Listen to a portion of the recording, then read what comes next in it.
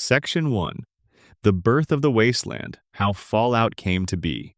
Close your eyes for a moment and picture a world soaked in amber light, where the remnants of civilization lie scattered across cracked earth and irradiated sand. A world where the dreams of the future, chrome-plated robots, nuclear-powered cars, gleaming cities with promises of prosperity, collided head-on with the worst of human nature, leaving behind nothing but ash and silence. That world is the Fallout universe, and the story of how it came to exist is, in many ways, just as fascinating as anything that happens within it. It begins in the early 1990s, in a modest office in Irvine, California, where a small company called Interplay Productions was figuring out what kind of game they wanted to make next. Interplay had already earned a respectable reputation in the gaming world. They were known for making bold, sometimes offbeat titles, and their team had a particular fondness for role-playing games that gave players genuine freedom. But the idea that would become Fallout didn't arrive fully formed. It crept in slowly, through conversations, false starts, and a licensing deal that famously fell apart at exactly the right moment. The man most responsible for setting the project in motion was Tim Kaine. He was a programmer at Interplay who also happened to have deep design instincts, and in 1994 he began quietly working on a new role-playing system in his spare time. He wasn't initially building Fallout. He was building an engine, a flexible framework that could support a game he hadn't quite imagined yet. But as the engine took shape, so did the vision. Kaine was fascinated by the idea of a post-apocalyptic world set in the future as imagined by the 1950s. That specific aesthetic retrofuturism, where atomic optimism and Cold War paranoia existed side by side, had always struck him as uniquely compelling. He loved the idea of a world that had sprung from a different version of history, one where the transistor was never invented, where vacuum tubes and chrome and Bakelite plastic never gave way to silicon and digital displays. A world that looked like it had been designed by someone who watched too many black and white science fiction serials and genuinely believed the future would involve personal jetpacks and friendly robots named after household appliances. That aesthetic sensibility became the backbone of everything that followed. For a time, the plan was to build this game using the GURPS system, the generic universal role-playing system, created by Steve Jackson Games. GURPS was well regarded in tabletop circles for its flexibility and its detailed approach to character creation. Interplay secured a license to use it, and for a while, the team moved forward under the assumption that this was the direction they were heading. Early builds of the game were actually developed using GURPS, and some of that work made it surprisingly far along before everything changed. The breakdown came down to content. As the developers began filling in the details of their post-apocalyptic world, they found that certain elements, the violence, the moral ambiguity, the dark humor weren't sitting well with Steve Jackson Games. There were disagreements about what the license would allow, and in the end, rather than bend the game into something unrecognizable, Interplay walked away from the deal and decided to create their own system from scratch. That decision turned out to be a gift. Tim Kaine, along with designers Leonard Boyarsky and Jason Anderson, developed what they called SPECIAL, an acronym standing for strength, perception, endurance, charisma, intelligence, agility, and luck. It was a character system built specifically for this universe, designed to be intuitive and immediately expressive. When you created a character in Fallout, you weren't just picking numbers. You were making a statement about who this person was. A high charisma, low strength character felt fundamentally different from a high endurance, low intelligence brute. The system rewarded creative thinking and made even the weakest builds feel like valid expressions of playstyle. The SPECIAL system was so well designed that it has persisted across every mainline Fallout game since. Bethesda adopted it without alteration when they acquired the franchise. Elements of it were incorporated into the Amazon television adaptation. It is, in many ways, the single most durable piece of Fallout's design language. A system invented in a moment of necessity that turned out to be exactly what the game needed. With the system in place, the world began to take shape more concretely. The setting was locked in as California, in the aftermath of a nuclear war that had occurred in the year 2077. The year was chosen deliberately far enough in the future to feel speculative, but rooted in the Cold War anxieties of the mid-20th century. Interplay imagined a version of America where the cultural and technological trajectory of the 1950s had simply continued forward, never diverging into the digital revolution of the real world. This gave the game's world an almost dreamlike quality, instantly recognizable and yet deeply wrong, like a photograph slightly out of focus. The name Fallout itself came from a somewhat casual process. Brian Fargo, one of the co-founders of Interplay, is often credited with suggesting the title. It was simple, evocative, and carried a double meaning. Fallout referred both to nuclear fallout, the radioactive particles that descend after an atomic explosion, and to the broader fallout of civilization, the consequences, the debris, the aftermath. It captured everything the game was trying to say in a single word. The development team grew as the project gained internal support. Kane, Boyarsky, and Anderson formed the creative core. But other designers and writers joined along the way, each contributing pieces of the world they were building. Boyarsky in particular became the aesthetic architect of Fallout. His background in illustration and his love for the visual language of noir and pulp science fiction gave the game much of its distinctive look. The sepia-toned menus, the illustrated character portraits, the retro-futuristic iconography, much of this traces back to his hand. The game that launched in October 1997 was unlike anything else on the market. It was a top-down role-playing game with turn-based combat, set in a handcrafted world of extraordinary detail.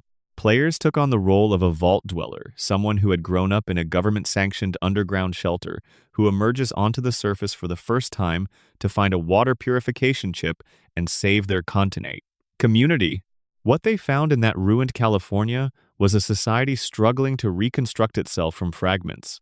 Mutants and raiders and desperate settlers coexisted in an uneasy balance. Factions competed for resources and influence. And in the middle of it all stood the player character, free to choose any path they wished. The reception was passionate. Critics recognized Fallout as something genuinely new, a game that trusted its audience, offered real consequences for player decisions, and built a world with enough depth to feel lived in. The dark humor worked, the retro-futurism worked, the freedom worked. Fallout found its audience and held on to them. Fallout 2 followed in 1998, developed by Black Isle Studios, a division Interplay had spun out of their core team. Black Isle doubled down on the original's ambitions, expanding the world, deepening the lore, adding more characters and more choices. They pushed the dark humor further, introduced sharper political satire, and built on the foundation Tim Kaine and his collaborators had laid. Black Isle became synonymous with a certain kind of ambitious, unapologetically complex role-playing design, and Fallout 2 remains beloved to this day for the scope of what it attempted. By this point, though, Interplay was beginning to feel financial strain.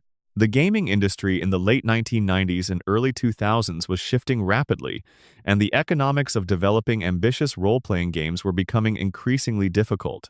Tim Kaine had already departed quietly, leaving Interplay while Fallout 2 was in development. Before the sequel he had inspired even reached shelves. It was one of those melancholy moments that the games industry produces with some regularity. A creator moving on before the world could fully recognize what he had built. Interplay pressed forward. They licensed the Fallout name to a separate studio for the development of Fallout Tactics, a tactical combat game released in 2001 that took the franchise in a somewhat different direction. Fallout: Brotherhood of Steel, a console action game, followed in 2004, a release that divided the fan base and did not perform well commercially. Meanwhile, Black Isle was quietly at work on what would have been a true Fallout 3, a project codenamed Van Buren. Van Buren was ambitious in the way Black Isle projects always were. It was set in the American Southwest, following a prisoner who escapes from a correctional facility and becomes entangled in the fallout in the most literal sense of a crashed research satellite. The game would have introduced significant new settlements, continued and expanded on the political dynamics between the NCR and other power blocks, and explored entirely new corners of the post-apocalyptic world. But Van Buren never made it out of pre-production in any meaningful way. Interplay's financial situation had deteriorated past the point of recovery, and in 2003 the company was forced to shut down Black Isle entirely. Van Buren was cancelled. The Fallout franchise sat dormant for several years. There were rumors and speculation about what might happen to it, whether anyone would revive it and in what form. The answer came in 2007, when Bethesda Softworks, then riding high on the enormous success of The Elder Scrolls IV, Oblivion announced that they had purchased the rights to Fallout from Interplay for $5.75 million. It was, in retrospect, one of the most consequential transactions in the history of video games. Bethesda's approach to Fallout was different from what had come before. Where the original games were top-down, turn-based experiences driven by deep mechanical systems and dense writing, Bethesda's Fallout 3 was a first-person, open-world game built on the same engine they had used for Oblivion. The decision was controversial among longtime fans. There were those who felt the shift to first-person stripped away something essential about the original experience, the perspective that kept you one step removed from the violence, the visual language of a camera looking down at a world in ruins. But Fallout 3 found a massive audience. It won numerous Game of the Year awards. It introduced the franchise to millions of players who had never heard of Tim Kaine or Black Isle or SPECIAL. The Boston Wasteland became a cultural landmark. The phrase war never changes, entered the popular consciousness. And then came New Vegas. In 2010, Bethesda made the unusual decision to commission a companion game from Obsidian Entertainment, a studio that had been founded by several of the key figures from Black Isle, including Josh Sawyer and Fergus Urquhart. This was, in other words, an opportunity for the spiritual successors of the original Fallout developers to return to the universe they had helped build. The result was Fallout: New Vegas. Developed in approximately 18 months, an extraordinarily compressed timeline for a game of its scope and ambition, New Vegas is widely considered one of the finest role-playing games ever made. It took the engine and the first-person perspective of Fallout 3 and filled it with the kind of dense, morally complex writing that had characterized the Black Isle era. The Mojave Wasteland felt alive in a way that was hard to articulate. Every faction had a coherent internal logic. Every character had reasons for the things they believed and the choices they made. There were no purely good or purely evil factions. There were interests, histories, compromises. It was storytelling that respected its audience completely. Fallout 4 arrived in 2015, once again from Bethesda, once again shifting the formula in ways that delighted some and frustrated others. The settlement building system was new. The voiced protagonist was new. The streamlined dialogue was new. The game was enormous and gorgeous and sold tens of millions of copies. Fallout 76 followed in 2018 as an online multiplayer experiment, a departure from the single-player tradition of the series that struggled at launch, before eventually finding its footing over years of updates. And through all of it, the core of what Tim Kaine imagined in that Irvine office in 1994 has remained recognizable. The aesthetic, the dark humor, the moral complexity. The sense that the wasteland is a place where human beings are capable of extraordinary cruelty and extraordinary kindness, often in the same afternoon. The Fallout universe exists because a licensing deal fell through, because a programmer spent his spare time building an engine without knowing what game it would serve, because a group of designers fell in love with a version of the future that never happened. It is a world built on accidents and inspirations and stubbornness, which may be why it feels so true. Before we move on, if you're enjoying this, drop a comment and let me know where in the world you're watching from and what time it is. There's something wonderful about knowing people from different time zones are drifting off to the sounds of the wasteland. And if you haven't already, consider subscribing. There's more where this came from, and I'd love to have you along for the journey. Section 2. The Vault-Tec's Darkest Experiments. If there is a single institution in the Fallout universe that captures everything unsettling about the world that came before, it is Vault-Tec. On the surface, Vault-Tec was a salvation story, a corporation that partnered with the United States government to build a network of underground shelters capable of housing thousands of citizens in the event of a nuclear catastrophe.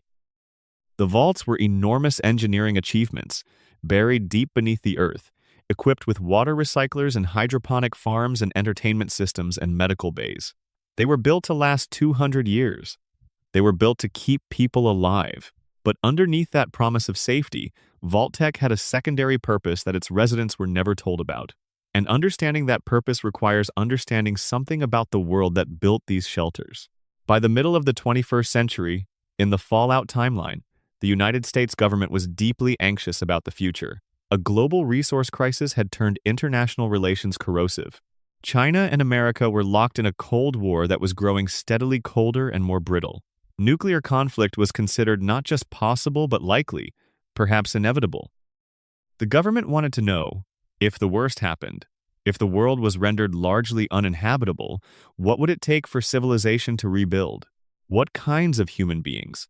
What kinds of social structures? What kinds of knowledge would be necessary to start over? The vaults were designed to answer that question, not by sheltering humanity equally, but by subjecting a captive population to controlled experiments across decades, gathering data on how people behaved under extreme and carefully managed conditions. The government and Vault-Tec would learn from the suffering of their own citizens what it took for human society to survive. There were intended to be 122 vaults in total. Of those, only 17 were genuine control vault shelters that functioned as advertised, providing safe conditions without any deliberate experimental interference. The remaining 105 were something else entirely. Each one was given a unique set of conditions, a specific variable introduced into the environment, and the population inside would be observed and studied as they adapted or failed to adapt to what had been done to them. The scale of this project is worth sitting with for a moment. Over 100 underground communities, each one home to hundreds or thousands of people who had sought safety and found instead that they had enrolled, unknowingly, in the largest social experiment in human history. Some of the experiments were relatively benign by comparison, designed to study social dynamics under specific constraints. Vault 21, located in what would become the New Vegas Strip, ran its entire community on gambling. Every dispute, every allocation of resources, every decision about who got what, all of it was resolved by games of chance. The residents of Vault 21 spent generations living inside a philosophy of radical luck, where the arbitrariness of a card draw or a dice roll determined social standing. House always wins, as they say, and in Vault 21, sometimes that was literally true. Vault 29, by contrast, was populated exclusively with children. No adults were admitted. The Vault's ZAX supercomputer was responsible for raising an entire generation of human beings without any adult supervision or guidance, using only programmed instruction and the logic of a machine intelligence. The experiment was designed to study what kind of society children would build if they had never known adult authority, whether they would organize around the ZAX's guidance or develop their own hierarchies. But many of the vaults were darker than that, considerably darker. Vault 11 is perhaps the most haunting in the entire network. Its residents were told, when they entered, that the vault's rules required them to sacrifice one of their own members each year. The person chosen would be put to death, and in exchange, the rest of the population would be allowed to continue living safely. They were told this was required to prevent some unspecified catastrophe. It was a lie. There was no actual requirement, no actual catastrophe being prevented. The experiment was designed purely to study how a community would behave when given an unjust rule and allowed to develop their own methods for choosing who died. Over the generations, the residents of Vault 11 developed elaborate social structures around the annual sacrifice. Democratic elections were held to choose the victim. Factions formed around promises to protect certain groups. Violence erupted when the political processes broke down. The experiment revealed something deeply uncomfortable about human communities that most people, when given a choice between facing an unjust system and finding a way to make someone else bear the cost of that system, will find someone else. The recorded logs from Vault 11, which players can find in Fallout, New Vegas, are among the most sobering pieces of writing in the entire franchise. Vault 12, located near the ruins of Bakersfield in California, was given a deliberately defective door, one that would never properly seal. The experiment was designed to study the effects of prolonged radiation exposure on the population inside. The residents of Vault 12 were irradiated over time and became ghouls, humans who had been warped by radiation into something with an extended lifespan, but a dramatically altered physical form. The ghoul community that formed around Vault 12 eventually built a surface settlement called Necropolis, which players encounter in the original Fallout game. It is one of the first hints players receive that the vaults were not what they appeared to be. Vault 22, which also appears in New Vegas, was used for agricultural research. The residents were tasked with developing new food-growing techniques suitable for post-apocalyptic conditions, which sounds straightforward until you learn that Vault-Tec introduced a genetically engineered spore-producing plant into the experiment. The plant was intended to revolutionize food production. Instead, it produced spores that infected and controlled the residents, turning them into a kind of mobile host for a fungal intelligence. When players enter Vault 22, they find it overrun with plant life, the human population long since consumed by the very experiment they were meant to conduct. Vault 34 gave its population more weapons and ammunition than they could ever reasonably use, and then kept the armory unlocked. The experiment was simple and terrible. What happens when a community has unrestricted access to an overwhelming supply of lethal force? The answer, documented in the logs players find scattered through the vault, involved conflict, paranoia, and eventually the irradiation of the lower levels when the reactor was sabotaged during an internal power struggle. The survivors who made it out eventually became the founding population of a wasteland settlement called the Boomers, who appear in New Vegas as a community of artillery enthusiasts with a pathological distrust of outsiders. Vault 87, located in the Capitol Wasteland near what was once Washington, D.C., was used for a different kind of experiment entirely. Its residents were exposed to the forced evolutionary virus FEV, a biological agent that had originally been developed as part of a government program to create enhanced soldiers. In the controlled environment of Vault 87, the FEV transformed the population into super mutants, enormous, powerful, but intellectually diminished beings who retained little of their human personalities or memories. The super mutants who emerged from Vault 87 were dangerous and aggressive, and they developed their own culture of hunting and raiding the surface. They are among the most iconic creatures in the Capitol Wasteland. Vault 92 studied the effects of audio-based behavioral conditioning on musicians. The residents were recruited specifically from the music world performers, composers, sound engineers with the promise that the vault would preserve artistic culture. In reality, white noise signals were used to trigger psychotic episodes in the residents, studying how violence could be induced and potentially controlled through sonic manipulation. The experiment did not end well. Vault 108 was a study in leadership, specifically what happens when a community loses its leadership structure entirely. The vault was stocked with a full population and provided with all necessary resources, but no official social hierarchy was established. For a time, the residents governed themselves, but the experiment introduced an additional variable, a large supply of Gary clones. Gary was a resident who had been cloned repeatedly, and his clones, all sharing his name and his limited aggressive personality, eventually took over the vault entirely. Players who explore Vault 108 inches Fallout 3 find it populated entirely by hostile Gary clones, who respond to any interaction by screaming the word Gary and attacking. It is both darkly comedic and genuinely unsettling. Vault 112 is unique in the network for what it did to time itself. Its residents were placed in specially designed simulation pods connected to a virtual reality environment called Tranquility Lane, a constructed simulation of a 1950s American suburb frozen in permanent golden afternoon summer. The residents have been living in this simulation for over 200 years by the time the player arrives in Fallout 3, completely unaware that any time has passed. The Vault's overseer, a scientist named Stanislaus Braun, has been running the simulation the entire time, periodically altering its rules and introducing new challenges, including periods of deliberately induced suffering, simply because he can and because he grew bored. Vault 112 is perhaps the most literary experiment in the network, a meditation on power and captivity dressed up in the nostalgic clothing of post-war suburban fantasy. The television adaptation of Fallout, which premiered in 2024, introduced additional Vault experiments to the canon. Vaults 31, 32, and 33 form a connected cluster in which residents rotate between communities according to a breeding program designed to maintain specific genetic lines. The relationships and hierarchies formed in these linked vaults, who is allowed to partner with whom, who is considered an outsider, how the community processes the truth about its own origins, form the emotional backbone of the show's storyline. They are a reminder that the Vault experiments didn't just affect individuals. They shaped families, lineages, entire communities across generations. There is something that stays with you about the Vault experiment program when you think about it for long enough. It wasn't just cruelty, though there was cruelty in abundance. It was a calculated decision that certain human lives were worth less than the data they could generate.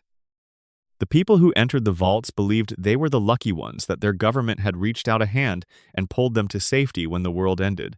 They had no way of knowing that safety was never really the point.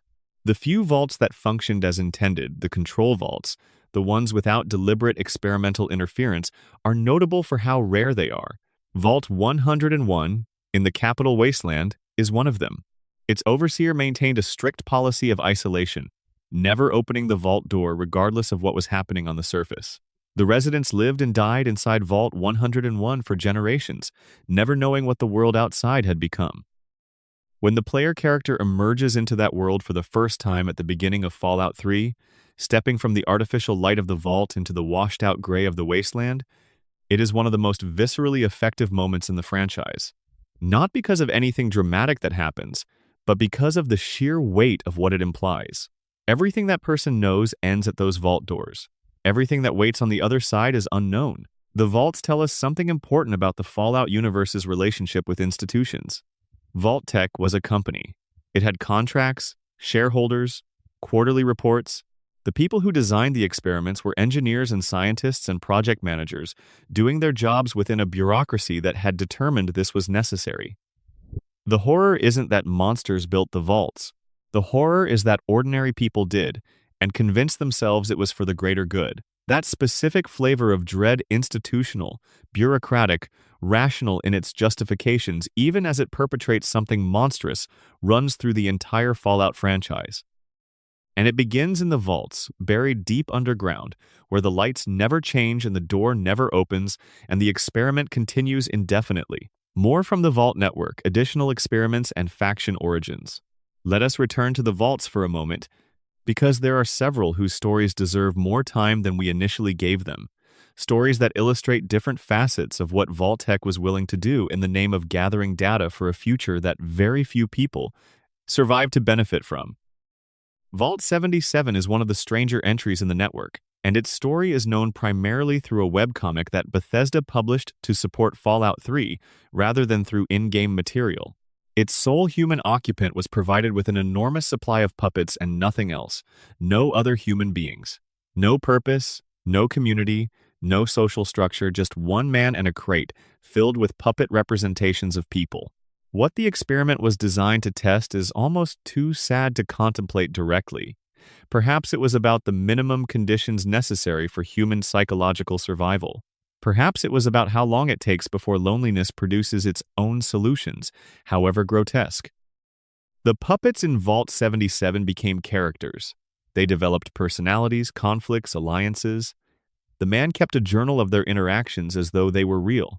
Vault 81, which players explore in Fallout 4 outside the city of Cambridge, was designed to develop immunity to diseases through experimentation on its inhabitants.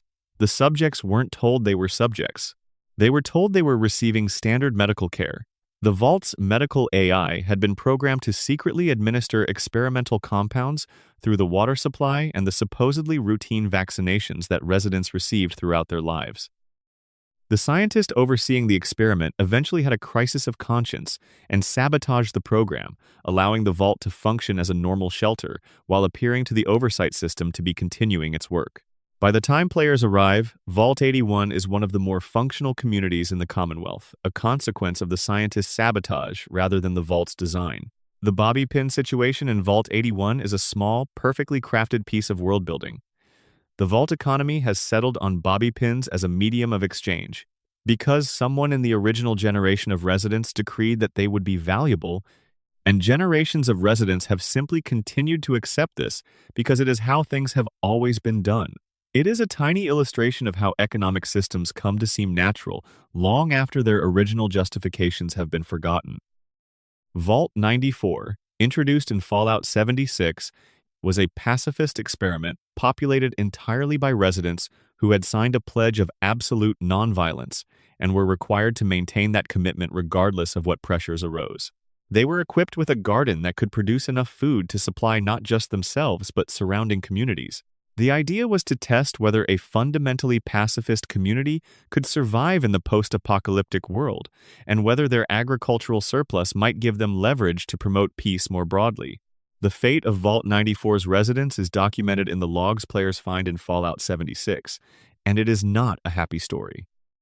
The question of whether their failure was an inevitable result of their pacifism or a result of specific circumstances that a different community might have navigated successfully is one the game leaves open. Vault 96 inches, Fallout 76 stored animals. Not human beings, animals, cryogenically frozen, representing a cross-section of North American wildlife. The vault's purpose was to serve as a genetic library, a Noah's Ark of biodiversity that would allow the wasteland to be repopulated with animals not yet mutated beyond recognition. The experiment worked, in the sense that the animals survived and were eventually released. Whether this constitutes success depends on what you think about releasing populations of pre-war animals into a wasteland already occupied by their mutated descendants and by a human population with a complicated relationship to wildlife in general.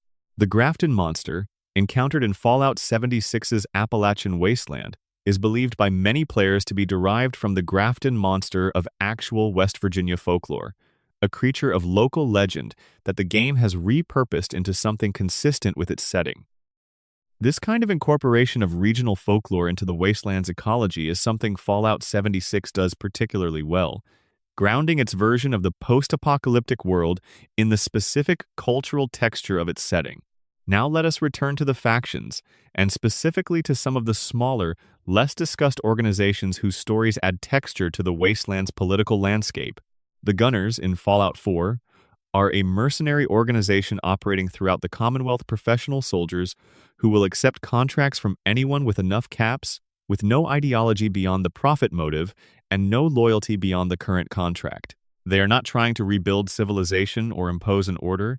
They are simply making a living in the most marketable way available, and the wasteland has taught them that violence is a durable commodity. Their camps and outposts dot the Commonwealth, and their distinctive gray power armor makes them identifiable from a distance. They are not romanticized. They are not given an internal culture that redeems their practices. They are mercenaries, and the game treats them as such, consistent with the wasteland's refusal to pretend that everyone has noble motives. The Railroad is a faction dedicated to freeing synths from the Institute, operating as an underground network with safe houses and coded communications, and a culture of secrecy that has been shaped by decades of operating under constant threat. Their members take codenames Deacon, Drummer Boy, Glory, and maintain a security culture that is as much psychological as operational. The Railroad's moral position is clearly sympathetic. They are helping beings who are being exploited and who have developed genuine personhood, but their methods and their limitations generate genuine complications that Fallout 4 engages with seriously. The Atom Cats, a small gang in Fallout 4 with a fondness for hot rod culture and customized power armor, exist primarily as texture, a community that has organized itself around a pre-war subculture, because that subculture gave them an identity in a world where established identities had been destroyed. They are not important to the main story. They are important to the sense that the wasteland is a real place where people develop their own cultures rather than simply waiting for a large faction to tell them who to be. The Appalachian chapter of the Brotherhood of Steel, encountered in Fallout 76 as the primary Brotherhood presence in that setting, was sent to West Virginia to investigate the Scorched Plague, a disease that was converting human beings into servants of the Scorched Beasts, the enormous flying creatures native to that region. Their story, documented through holotapes and terminal entries found throughout the game world, is a tragedy of resource limitation and mission failure. They did not have enough personnel. They did not have enough time. They ran out of both before they could complete their mission, and by the time the player arrives in Appalachia, the Brotherhood chapter is gone, except for its records. The Responders, also from Fallout 76, were a faction built from the emergency services workers, firefighters, paramedics, police officers who survived the initial days of the war and organized their skills in service of the surviving population. They had a training system, a resource network, and a genuine commitment to the people they served. They also did not survive. By the time Fallout 76's story begins, the Responders have been destroyed by the Scorched and by other threats. But their legacy persists in the training manuals and the infrastructure they left behind, which the player can use to develop their own skills. The Responders are a faction whose story is entirely in the past by the time players encounter it.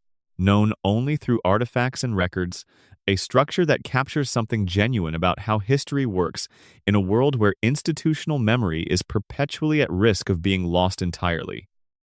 The Free States were a movement of separatists who had predicted the government's failures long before the bombs fell. Doomsday preppers and anti-government libertarians who established their own network of bunkers in West Virginia, stockpiling weapons and supplies and waiting for the collapse they saw coming.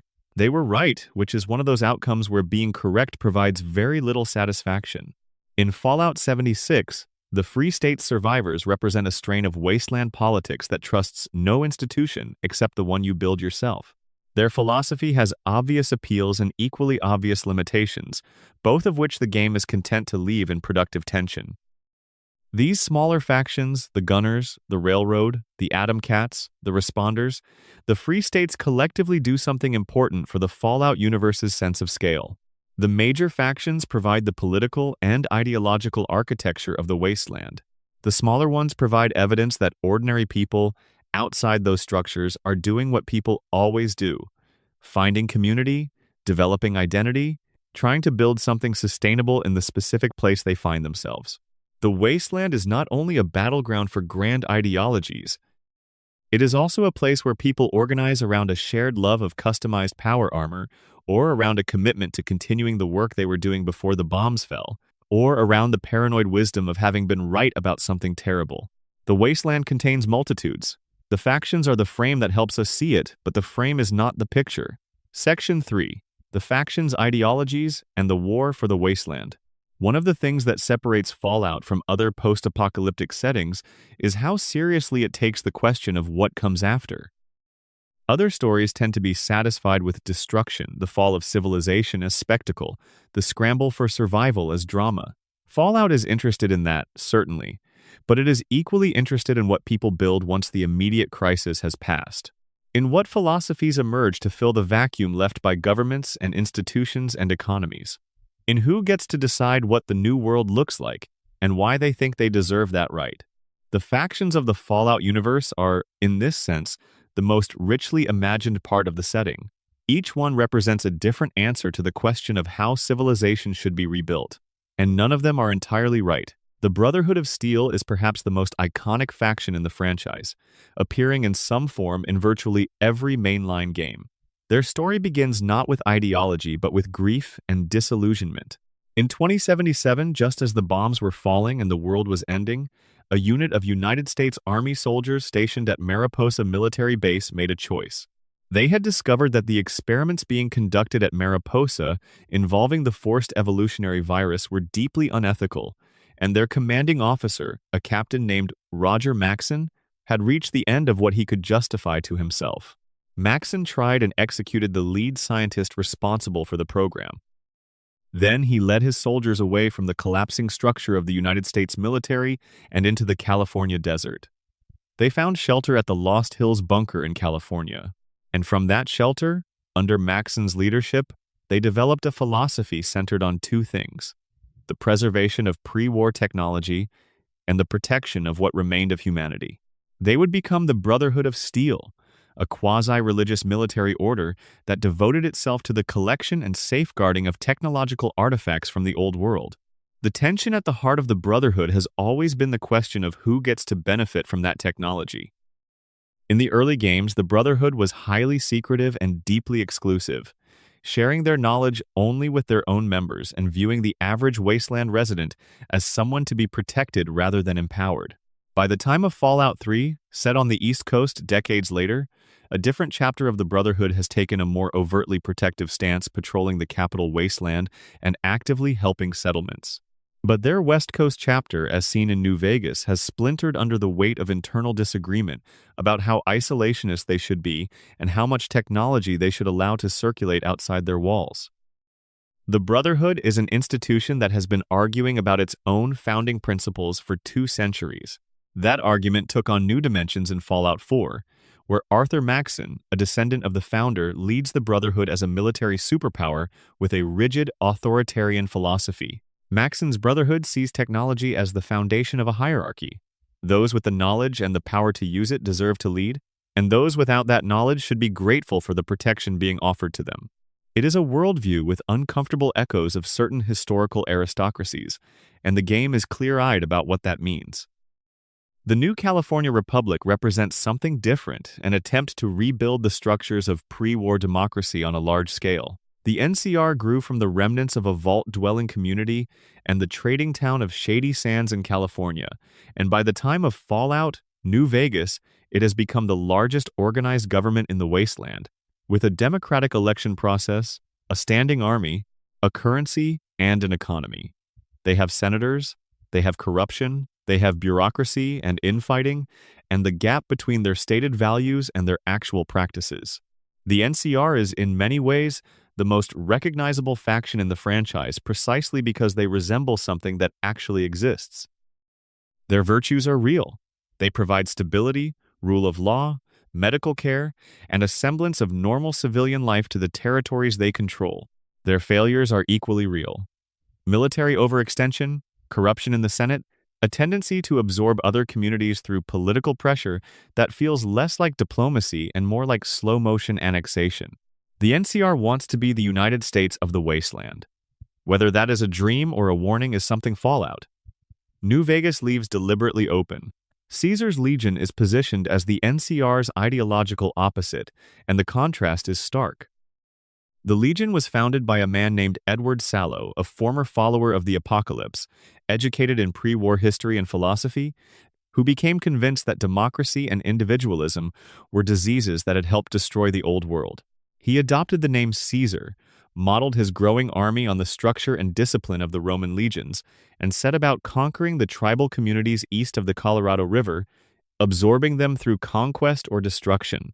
The Legion is brutal in ways the game does not shy away from depicting. Slavery is central to its economy. Conquered enemies are crucified on the roadside as warnings. Women are relegated to specific and subordinate roles within the Legion's social structure. Caesar's justification is utilitarian. The Legion's discipline and cohesion make it more effective, more capable of providing stability and security than the soft democracy of the NCR. His society produces warriors, not politicians. He has read his Hegel and his Spengler, and he has convinced himself that history demands exactly what he is building. What makes Caesar a genuinely interesting villain rather than a simple one is that the game allows him to articulate his philosophy with intelligence and internal consistency. He is wrong in ways the game makes clear, but he is wrong in ways that require engagement rather than dismissal. Fallout.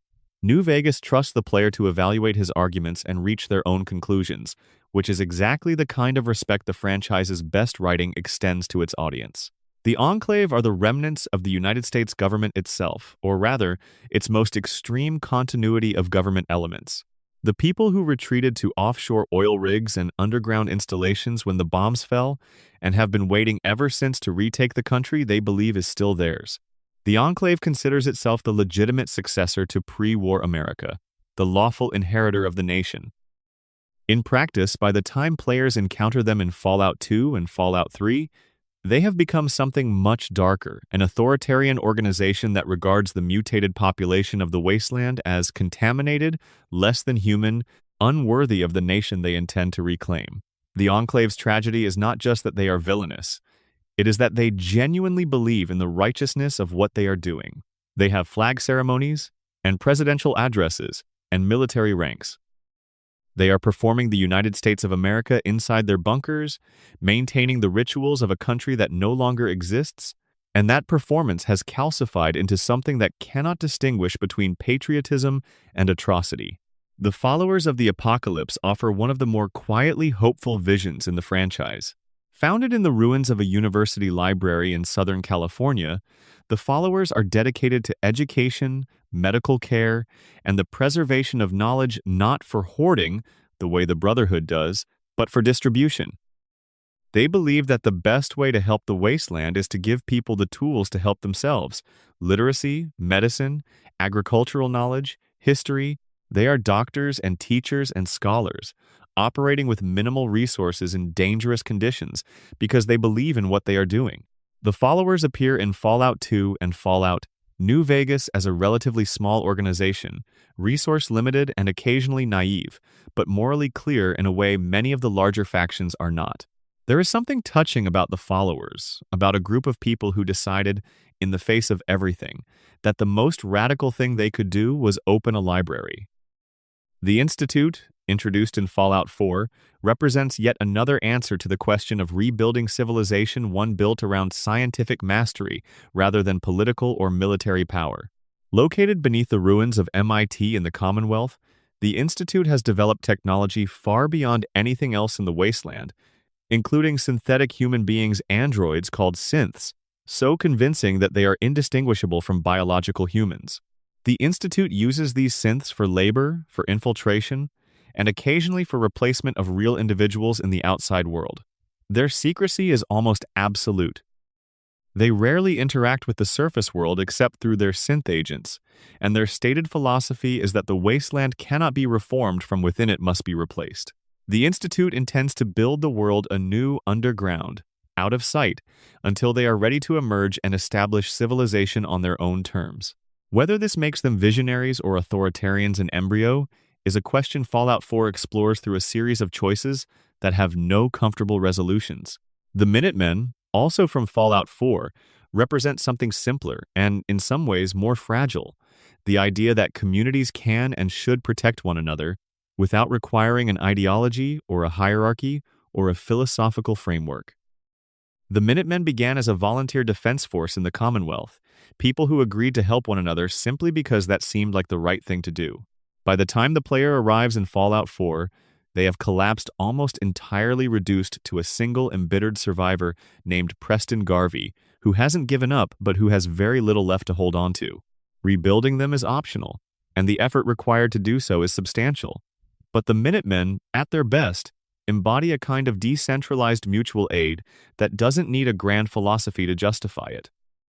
What is striking about all of these factions, taken together, is how comprehensively they map onto real-world political philosophies and real historical moments. The Brotherhood's elitist technocracy, the NCR's expanding democratic republic, Caesar's authoritarian conquest in the name of order, the Enclave's nationalist revanchism, the followers' radical commitment to education, the Institute's hidden technocratic planning. These are not just game factions. They are thought experiments about power and legitimacy and the shape of civilization. Fallout does not tell you which one is right. It puts you in the middle of their conflicts and asks you to make choices and live with the consequences. That refusal to adjudicate to declare a winner and send the player home with a clean conscience is what makes the franchise's politics feel genuinely serious rather than superficial. The wasteland is always being fought over. The factions are always maneuvering and arguing and going to war. And in the middle of it all, the ordinary people of the settlements just want to eat and sleep safely and maybe grow something green. The gap between those ordinary desires and the grand visions of the factions is where most of Fallout's best storytelling lives. Section 4. Pre-war America, the world before the bombs fell. To understand the wasteland, you have to understand what came before it. The Fallout universe does not treat pre-war America as a golden age that was carelessly destroyed. It treats it as a deeply flawed civilization that carried within it the seeds of its own destruction. A society that made choices, repeatedly and deliberately, that made the catastrophe feel in retrospect almost inevitable. The America of the Fallout timeline diverged from our own history at some point in the mid-20th century, and the nature of that divergence is fascinating. The transistor was never developed. The integrated circuit never came. Instead, technology continued along a different track, one centered on vacuum tubes and nuclear power, on big mechanical machines and heavy analog systems, on a particular kind of engineering that prized robustness and visual drama over miniaturization and elegance. The result was a world that looks to modern eyes simultaneously futuristic and antique: skyscrapers powered by nuclear reactors, highways filled with enormous gas-guzzling vehicles, households equipped with domestic robots that moved on wheeled bases and spoke in cheerful wartime radio cadences. This technological path created a civilization with extraordinary energy resources. Nuclear power became the dominant fuel source for almost everything, but also one that consumed those resources at a staggering rate. The world of Fallout's pre-war America is characterized by abundance for some and deprivation for others, by technological marvels existing alongside significant social inequality, by a consumer culture that marketed itself on the language of comfort and safety, while the political realities it was built on grew increasingly unstable. The resource crisis that ultimately broke the world open began in the 2050s. Oil reserves were depleting globally at a rate that existing alternatives couldn't compensate for, and the nations of the world began maneuvering with increasing aggression to secure what remained. In 2052, the so-called resource wars began a series of conflicts that reshaped international politics and killed millions of people. The European Commonwealth, which had been a significant bloc in world affairs, fragmented under the pressure of these conflicts. The Middle East became a combat zone of catastrophic proportions, its oil fields the subject of battles that reduced once thriving cities to ruins. The United States watched these developments with a mixture of alarm and calculation. America's own energy situation was complicated by the Alaskan oil fields, which had become strategically essential and were increasingly coveted by China, whose own resource situation was desperate. In 2066, Chinese forces invaded Alaska, beginning a conflict called the Anchorage Reclamation that would eventually involve American troops fighting Chinese soldiers in Arctic conditions for more than a decade. The Anchorage conflict was the context that generated some of the Fallout universe's most distinctive military technology. Power armor was developed during this period, enormous, hydraulically assisted suits of combat equipment that allowed soldiers to carry heavier weapons and withstand more punishment than a conventional infantryman. The T-45 was the first model deployed in Alaska, and subsequent generations followed as the technology was refined under the pressure of active combat. Power armor became the symbolic technology of the pre-war American military, and later the Brotherhood of Steel, and later still a kind of icon for the franchise itself. The annexation of Canada by the United States occurred in 2076, just a year before the bombs fell. It was presented to the American public through a military-controlled media environment as a necessary security measure, a stabilization of an important ally in the face of global instability. For many Canadians, the reality was rather different: occupation, resource extraction, and the suppression of resistance movements with military force. The recordings and historical fragments players find scattered through the games give small glimpses of this, a reminder that pre-war America, whatever its achievements, was not above the worst instincts of empire. The Great War itself arrived on the 23rd of October 2077. The exact sequence of events that triggered it has been deliberately left ambiguous in the lore of the Fallout universe, does not identify who fired first, and that ambiguity is itself a statement. In the world of the Cold War, the nightmare scenario was always that a miscalculation or a mechanical error might start an exchange that neither side truly intended. The Great War of Fallout may have been deliberate. It may have been accidental. The survivors didn't know, and their descendants couldn't know, and the question became moot almost immediately. The timeline of that morning has been reconstructed from surviving records. The first detection of incoming missiles was at 9:13 in the morning, Eastern Time. The retaliation order was issued at 9:26. The first nuclear weapons struck American soil at 9:42. Within 2 hours, the exchange was essentially complete. 2 hours to end a civilization that had taken centuries to build. The physical consequences of the Great War were staggering in a way that the games can only gesture toward. The bombs didn't just destroy cities, they fundamentally altered the ecology of the North American continent. Radioactive fallout settled into the soil and waterways, producing mutations across multiple generations of surviving plant and animal life. The atmosphere itself changed, with nuclear winter conditions following the initial exchange and then giving way to a harsh, irradiated world with damaged weather patterns. The landscape that players explore in Fallout is not just ruined infrastructure. It is a transformed biosphere, still in the long process of adapting to what was done to it. The social consequences were equally profound. The population of the United States in 2077 has never been precisely stated, but it was certainly enormous, a full modern civilization with hundreds of millions of citizens. The number who survived the bombs, the fallout, the fires, the winter, and the subsequent decades of starvation and violence is a small fraction of that. The vaults held some survivors. Military installations held others. Remote communities far from major targets survived in various states of damage. From these scattered remnants, the new civilization of the wasteland would eventually begin to emerge slowly, painfully, over generations. What makes the pre-war period especially compelling as a storytelling device is that players encounter it almost entirely through artifacts. The holotapes and terminal entries and magazine clippings and pre-war money that litter the wasteland are fragments of a world that no living person remembers. The cafeteria menus and corporate newsletters and personal diary entries that players find in ruined offices and abandoned homes are windows into ordinary lives that were cut short in an instant.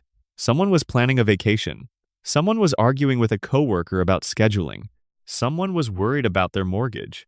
Fallout 4 leans into this more than any other game in the series. The prologue sequence, played in the moments before the bombs fall, gives the player a brief but visceral experience of pre-war domestic life, a morning routine interrupted by a news broadcast, a desperate sprint to the nearby vault, a flash of light. For the first time in the franchise, players experience the Great War not as distant history but as something that happens to them. The contrast between that world and the one players spend the rest of the game exploring makes the desolation of the Commonwealth feel personal in a way it hadn't before. The pre-war corporations of the Fallout universe are also worth dwelling on, because they contributed so substantially to both the world's trajectory and its eventual end. Vault-Tec has already been discussed at length, but they were just one of several enormous private enterprises that shaped pre-war society in ways that outlasted the civilization itself. Robco Industries produced most of the consumer and industrial robots that are still functioning in the wasteland. Centuries later, the Protectrons still patrolling shopping malls, the Mr. Handy units still trying to maintain their households, the Mr. Gutsy units still patrolling military zones and addressing anyone they encounter in the language of a 1940s drill sergeant. These machines outlasted their creators by decades because they were built extraordinarily well.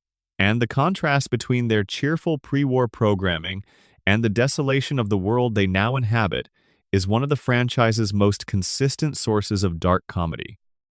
General Atomics produced the nuclear power sources that ran much of pre-war infrastructure, and their logo, a stylized atom with electrons orbiting a nucleus, appears on machinery throughout the wasteland. Nuka-Cola Corporation produced the franchise's signature soft drink, a nuclear-themed beverage with a devoted following, and a marketing campaign that defined pre-war pop culture. The number of Nuka-Cola bottles still scattered through the wasteland, 200 years after the company ceased to exist, says something about both the durability of the containers and the ubiquity of the brand in the world that created it. West-Tec Research was responsible for much of the military's advanced technology, including the forced evolutionary virus and early power armor development. Poseidon Energy managed energy resources and was involved in various classified government projects. Big MT, the Big Mountain Research and Development Center, pursued scientific experimentation so extreme that the facility's surviving AI systems don't entirely know what they were meant to be doing. These corporations weren't just flavor text. They were the infrastructure of a civilization, and their products and projects and disasters are the bones of the wasteland. There is a specific kind of melancholy that pre-war America produces in the best Fallout writing. It is not straightforward nostalgia. The games are quite clear that this was a society with serious problems, heading in a catastrophic direction.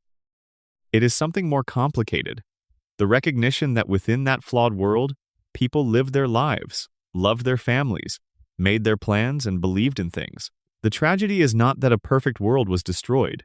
The tragedy is that a flawed and very human world was destroyed, and that the destruction accomplished nothing except the suffering of everyone who came after. The bombs ended the resource wars. They ended the Anchorage conflict. They ended the arguments in Congress and the debates in boardrooms and the ordinary weekday frustrations of 200 million people. They solved nothing and destroyed everything. That specific futility is what the pre-war period is meant to leave you with. Not the lesson that civilization was worth preserving, but the far more difficult recognition that destruction is never as final or as clean as it promises to be. Pre-war society up close and more from the wasteland's ecology. One of the quieter pleasures of the Fallout franchise is what it tells us about how ordinary people lived in the pre-war world, not the politicians and the generals and the corporate executives, but the civilians whose lives formed the texture of a society in the years before everything ended. The Nuka-Cola Corporation deserves extended examination because it is one of the most elaborately developed pieces of pre-war corporate culture in the franchise. Nuka-Cola was not simply a beverage company. It was a cultural institution, the kind of brand that achieves a level of market saturation so complete that it becomes synonymous with the category it occupies. By the mid-2070s, Nuka-Cola's advertising was everywhere. On billboards, in radio spots, in the cheerful promotional materials that filled gas stations and corner stores. The company had developed dozens of flavor variants: Nuka-Cola Quantum, Nuka-Cola Quartz, Nuka-Cola Wild, Nuka-Cola Dark, each with its own marketing campaign and its own collector's edition bottle design. Fallout 4's Nuka World DLC expands on this history with extraordinary specificity. Nuka World was a pre-war theme park operated by the corporation, an enormous entertainment complex built around Nuka-Cola branding, with themed zones and attractions and merchandise, and the specific kind of exhausting corporate cheerfulness that large theme parks generate. By the time of the game, it has been taken over by raider gangs who have developed their own relationship to the park's pre-war identity, some of them clearly informed by the specific cultural artifacts they found there. The Nuka-Cola recipe itself is one of the franchise's running mysteries. The specific combination of ingredients that produce Nuka-Cola's distinctive flavor, particularly the mild radioactive component responsible for its slight glow, has never been fully disclosed even within the lore. What we do know is that the beverages were genuinely popular and genuinely mildly radioactive by design, a detail that says something about either the pre-war public's relationship to the nuclear industry or Vault-Tec's relationship to public health, possibly both. The military culture of pre-war America is visible throughout the wasteland in its artifacts and institutions. The military installations found in various Fallout games, Fort Constantine in Fallout 3, Camp Searchlight, and the Repcon rocket facility in New Vegas, Fort Hagen in Fallout 4 are detailed portraits of a military establishment that combined genuine operational capability with the specific bureaucratic and cultural character of the mid-20th century American military. The rank structures are recognizable. The security clearance levels are recognizable. The combination of operational seriousness and sometimes startling ethical blindness is recognizable. The Air Force One analog, located in the Mothership Zeta DLC as a historical artifact, tells a small story about the government's continuity planning. The American government had elaborate plans for preserving its institutional functioning in the event of nuclear war. The Vault network was the civilian component of this, but the military and governmental elite had their own provisions, their own shelters, their own intended lines of succession. The Enclave, as discussed earlier, represents the endpoint of that planning. A government in waiting that has been waiting so long that it has lost all connection to the society it was meant to govern. The labor movement in pre-war America is hinted at in various in-game documents, records of strikes, of union disputes, of corporate responses to worker organization. Vault 29's population of children was partly justified internally on the grounds that children had no labor organization, could not strike, and could be more easily directed by the Vault's automated systems. The specific cruelty of that logic is presented without comment in the available records. It is left to the player to supply the moral response. Now let us spend more time with the creatures of the wasteland, specifically with some of the stranger and less frequently discussed beings that inhabit the far corners of the Fallout universe. The Sheepsquatch of West Virginia folklore appears in Fallout 76 as a cryptid enemy, a large, aggressive creature that can be encountered in the Appalachian wilderness, distinct from the standard mutant fauna by its folkloric origin. Fallout 76 includes multiple regional cryptids: the Flatwoods Monster, the Snallygaster, the Grafton Monster, the Wendigo, drawing on the specific tradition of strange creature sightings associated with Appalachian folklore. These creatures give the wasteland a quality of regional specificity that enriches the sense of place. The West Virginia wasteland is not just post-apocalyptic generic landscape.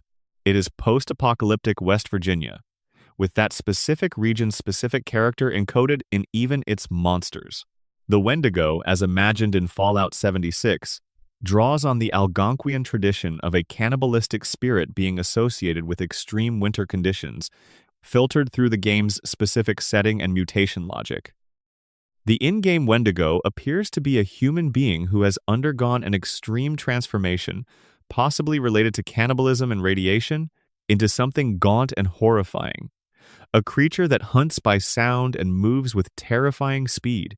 It is one of the more genuinely frightening enemy types in the franchise, and its design benefits from being rooted in a specific cultural tradition rather than being invented purely for gameplay purposes. The hermit crab, appearing as a rare enemy in Fallout 4, has solved the problem of the shell in a characteristically wasteland way. It has adopted a small house as its protective carapace, carrying a residential structure on its back as it moves through the world. This is played entirely straight within the game's ecosystem. The house-carrying hermit crab is a large and dangerous creature. It is also a perfect visual joke about real estate in the nuclear age, and it represents the kind of absurdist detail that the Fallout franchise allows itself in the midst of genuine darkness. The fog crawlers of Far Harbor are large, crustacean-descended creatures adapted to the persistent radiation fog that covers much of the DLC's island setting. They are elegant, in the way that genuinely dangerous things sometimes are. Their design suggests speed and reach, and an economy of movement that is more unsettling than a lumbering giant would be. Far Harbor's fog itself is a remarkably effective environmental element, limiting visibility in ways that change how the wasteland feels to explore, and the fog crawlers are perfectly calibrated to that setting. The alien blaster's owners, the source creatures of the extraterrestrial weapons found throughout the series, are never fully depicted in the mainline games that maintain the alien ambiguity. When they do appear in Mothership Zeta, they are small, gray, large-eyed, and immediately recognizable from science fiction tradition. The design choice to go with the most culturally established version of the extraterrestrial, rather than something novel, reflects the franchise's general comfort with drawing on existing cultural vocabulary. The aliens of Fallout look like the aliens of 1950s science fiction because Fallout is built on the aesthetic language of 1950s science fiction. The Liberty Prime robot, technically not a creature but certainly a being of significant presence, deserves mention here. Liberty Prime is an enormous military robot, roughly the height of a building, equipped with dual laser eyes and the ability to throw miniaturized nuclear warheads, and programmed with an absolute commitment to anti-communist rhetoric that it broadcasts continuously during combat. In Fallout 3, it is one of the most spectacular combat sequences in the game. In Fallout 4, its return is both a nostalgia trigger and a development with genuine narrative weight. What Liberty Prime represents, beyond its obvious function as a walking superweapon, is the pre-war military's approach to ideological purity. Bake the propaganda into the machine, make it non-negotiable, hard-code the enemy as a permanent fixture of the weapon's operating parameters. The robot is effective. It is also a monument to a worldview that destroyed the world it was built to protect. The irony is never pointed out explicitly. It doesn't need to be. Synths, the Institute's synthetic humans, occupy a category that is not quite creature and not quite human, and the franchise uses this ambiguity with considerable sophistication. The Gen 1 and Gen 2 synths are clearly mechanical, clearly tools. The Gen 3 synths, biological, indistinguishable from humans even to medical examination, raise questions about personhood and identity that the franchise has been grappling with since they were introduced. Nick Valentine, as discussed, is a Gen 2 with an exceptional history. The escaped Gen 3 synths that the Railroad assists are beings who have achieved something recognizable as selfhood desires, fears, memories, relationships, and who are being hunted as property. The game does not resolve this question. Fallout 4's possible endings include scenarios where the Institute is destroyed and the synths are freed, scenarios where the Institute is supported and synth production continues, and scenarios where the ambiguity is simply left intact. None of these endings tells the player definitively whether synths deserve the same moral consideration as biological humans. The player has to decide, and in giving the player that decision, the game has made the question real in a way that a purely narrative answer could not. The creatures of the Fallout universe collectively constitute a portrait of biological resilience. Life, it turns out, is extremely difficult to end permanently. The bombs changed everything they touched, but they did not sterilize the Earth. 2 centuries later, the world is full of things that bite and sting and irradiate and devour, full of things that hunt and nest and breed and compete, full of things that are horrifying and things that are beautiful, and things that are both simultaneously. The wasteland is alive, savagely, extravagantly, improbably alive. And that persistence of life, in whatever form it has taken, is one of the franchise's most quietly hopeful statements about what happens after the end of the world. Section 5. The creatures of the wasteland biology of the apocalypse. The wasteland is not empty. In some ways, that is its most striking quality, that 200 years of radiation and ecological catastrophe did not produce a sterile, lifeless landscape, but instead a world teeming with life, in forms that the pre-war world would not have recognized. The creatures of Fallout are among the franchise's most enduring inventions, and the stories behind them both in-universe and in the real-world development studios are as interesting as the creatures themselves. The Deathclaw is the most iconic of the Wasteland's predators, and its origin story is one of the more fascinating in Fallout lore. In the game world, Deathclaws were a military development. The United States government, seeking close combat alternatives that could operate in situations where firearms were impractical, initiated a program to engineer a biological weapon from the chameleon, specifically Jackson's chameleon, a relatively small and docile lizard that happened to have several traits researchers found interesting. FEV treatments and extensive genetic modification transformed this unassuming animal into something almost unrecognizable. A bipedal predator standing roughly 3 meters tall, covered in thick natural armor, equipped with enormous claws capable of tearing through light armor, and possessed of intelligence and territorial aggression that made it extraordinarily dangerous. The FEV treatments that transformed the Deathclaw's progenitors were not precisely controlled. The results of the program were more extreme than intended, and when the bombs fell, the surviving Deathclaw populations were released or escaped containment and began breeding in the wild.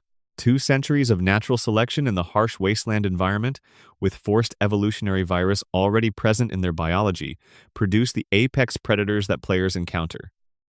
They have since diversified into multiple subspecies, including horned variants, albino variants, and the legendary Deathclaw, a creature of sufficient age and size to have developed enhanced intelligence and resistance to damage. On the developer side, the Deathclaw has its own interesting history. The original Fallout's Deathclaw was designed by Scott Campbell, who had a mental image of a bear crossed with a wolverine, something that combined weight and power with speed and ferocity. The visual that made it into the first game was actually borrowed from a Planescape tabletop game model of a creature called the Tarrasque, used as a placeholder during development and ultimately kept because it suited the design brief so perfectly. Bethesda's version of the Deathclaw, rendered in 3 dimensions for Fallout 3 and refined through subsequent games, has become one of the most recognizable monsters in gaming, an unmistakable silhouette against the wasteland sky. Ghouls represent something different from the Deathclaw's biological engineering. They are, in origin, human beings, people who were exposed to lethal doses of radiation during and after the Great War, in quantities that should have killed them but instead transformed them. Ghoulification is poorly understood even within the lore of the Fallout universe. It is not predictable. Exposure to radiation does not reliably produce ghouls, and the factors that determine whether a given individual will simply die, ghoulify, or survive unaltered are not fully known. What ghoulification does produce is extraordinary. Ghouls are effectively immortal by natural means. Their cells appear to regenerate continuously in response to radiation, rather than degrading over time. Some ghouls encountered in Fallout, New Vegas, and other games have been alive since before the bombs fell, carrying 200 years of personal memory and experience in bodies that have been progressively altered by their condition. Their skin has become leathery and often desiccated, their hair gone, their features dramatically changed. Some are visually indistinguishable from ambulatory corpses. Ghouls who retain their mental faculties are called feral when they don't, and something more neutral when they do. The line between the 2 states is not always clear, and the games deal with the moral complexity of this in interesting ways. Fallout 3 includes a settlement where ghouls are being systematically excluded and persecuted, with the player having the option to intervene. New Vegas has Roy Phillips, a ghoul seeking access to Tenpenny Tower, whose story plays out in ways that resist easy moral resolution regardless of which option the player chooses. The treatment of ghouls in Fallout is frequently used as a vehicle for exploring how communities treat those they consider different or threatening. Super mutants are perhaps the most politically complex of the wasteland's transformed inhabitants. They are human beings who have been exposed to the forced evolutionary virus in concentrated doses, transformed into large, powerful, extremely long-lived beings who are sterile and cannot reproduce naturally. The FEV's effects on intelligence vary significantly. Some supermutants are highly intelligent, capable of complex reasoning, philosophical reflection, and emotional depth. Others are much less so. And the divide in how they are treated by wasteland society maps uncomfortably closely onto how human societies have historically treated those they designate as other. Marcus, the super mutant sheriff of the town of Broken Hills in Fallout 2, is one of the franchise's most richly written characters, a former raider turned community leader who has had 200 years to think about violence and redemption and what it means to build something worth protecting. Fox, the super mutant who can be recruited as a companion in Fallout 3, has maintained intellectual and emotional depth despite his transformation and provides some of the game's most thoughtful commentary on the wasteland's moral landscape. These characters push back against the easy assumption that FEV transformation destroys personhood. Rad scorpions are among the oldest recurring creatures in the franchise, appearing in the original Fallout and every mainline game since. They are the descendant population of the emperor scorpion, a native North American species that was already large by arachnid standards and that the FEV and radiation have scaled up to something genuinely alarming. Wasteland rad scorpions range from roughly dog-size to nearly the length of a small car, depending on the region and the availability of prey. Their carapace is naturally irradiated, making physical contact with them a health risk beyond the obvious danger of their claws and stinger. Mirelurks occupy a unique ecological niche in the wasteland's coastal and wetland environments. They appear in various forms across different games, but the central Mirelurk type is essentially a crab that has grown to human size or larger, walking upright on multiple legs, possessing a shell resistant to most conventional firearms when struck from the front. The targeting of the Mirelurk's face, its genuinely soft underbelly, is one of those pieces of gameplay knowledge that feels like something a survivor would actually pass down as hard-won wisdom. Mirelurk kings are a separate breed, more humanoid in shape, possessing a sonic attack that can stagger players at range. Mirelurk queens are enormous, capable of spitting acidic venom and laying eggs in large quantities, and encountering one in Fallout 4 for the first time is an experience calculated to make the player immediately reconsider their position. Brahmin, the two-headed cattle of the wasteland, are not predators, but they are among the most important animals in post-apocalyptic society. They serve as pack animals, as sources of meat and milk and leather, and as a form of wealth among trading communities. Their twin heads are the result of genetic mutation, and they have bred true for generations, meaning two-headed cattle are the norm rather than the exception in the wasteland. The Brahmin drives depicted in New Vegas, moving herds across the Mojave Desert along established trade routes, give a sense of how much of the wasteland's economy depends on these animals. No Brahmin, no economy. The merchants of the Mojave understand this. The Cazador deserves special attention as one of the franchise's most universally feared creatures, despite not being especially large. They are giant wasps, mutated descendants of North American wasp species, grown to roughly the size of a large dog, capable of sustained flight, and possessing a venom that inflicts multiple status effects simultaneously. New Vegas players who wander into Cazador territory without appropriate preparation will remember the experience. The designers created them specifically to occupy the role of a creature that punished overconfidence, that reminded players the wasteland had no safe zones. A single Cazador might be manageable. A swarm of 6 is a very different proposition. Yao Guai are bears, or rather, they are what radiation and FEV have made of bears. In the pre-war world, black bears and grizzlies roamed various parts of North America. Their mutated descendants are darker, larger, and considerably more aggressive, though they retain the bear's fundamental intelligence and adaptability. They are common in forested regions and abandoned industrial areas, and they present a mid-tier threat that more experienced wasteland travelers learn to treat with respect rather than either panic or dismissal. The legendary system introduced in Fallout 4 added a new layer to the wasteland's creature ecology. Legendary creatures are individual animals and mutants that have survived long enough to develop enhanced capabilities beyond their species' baseline.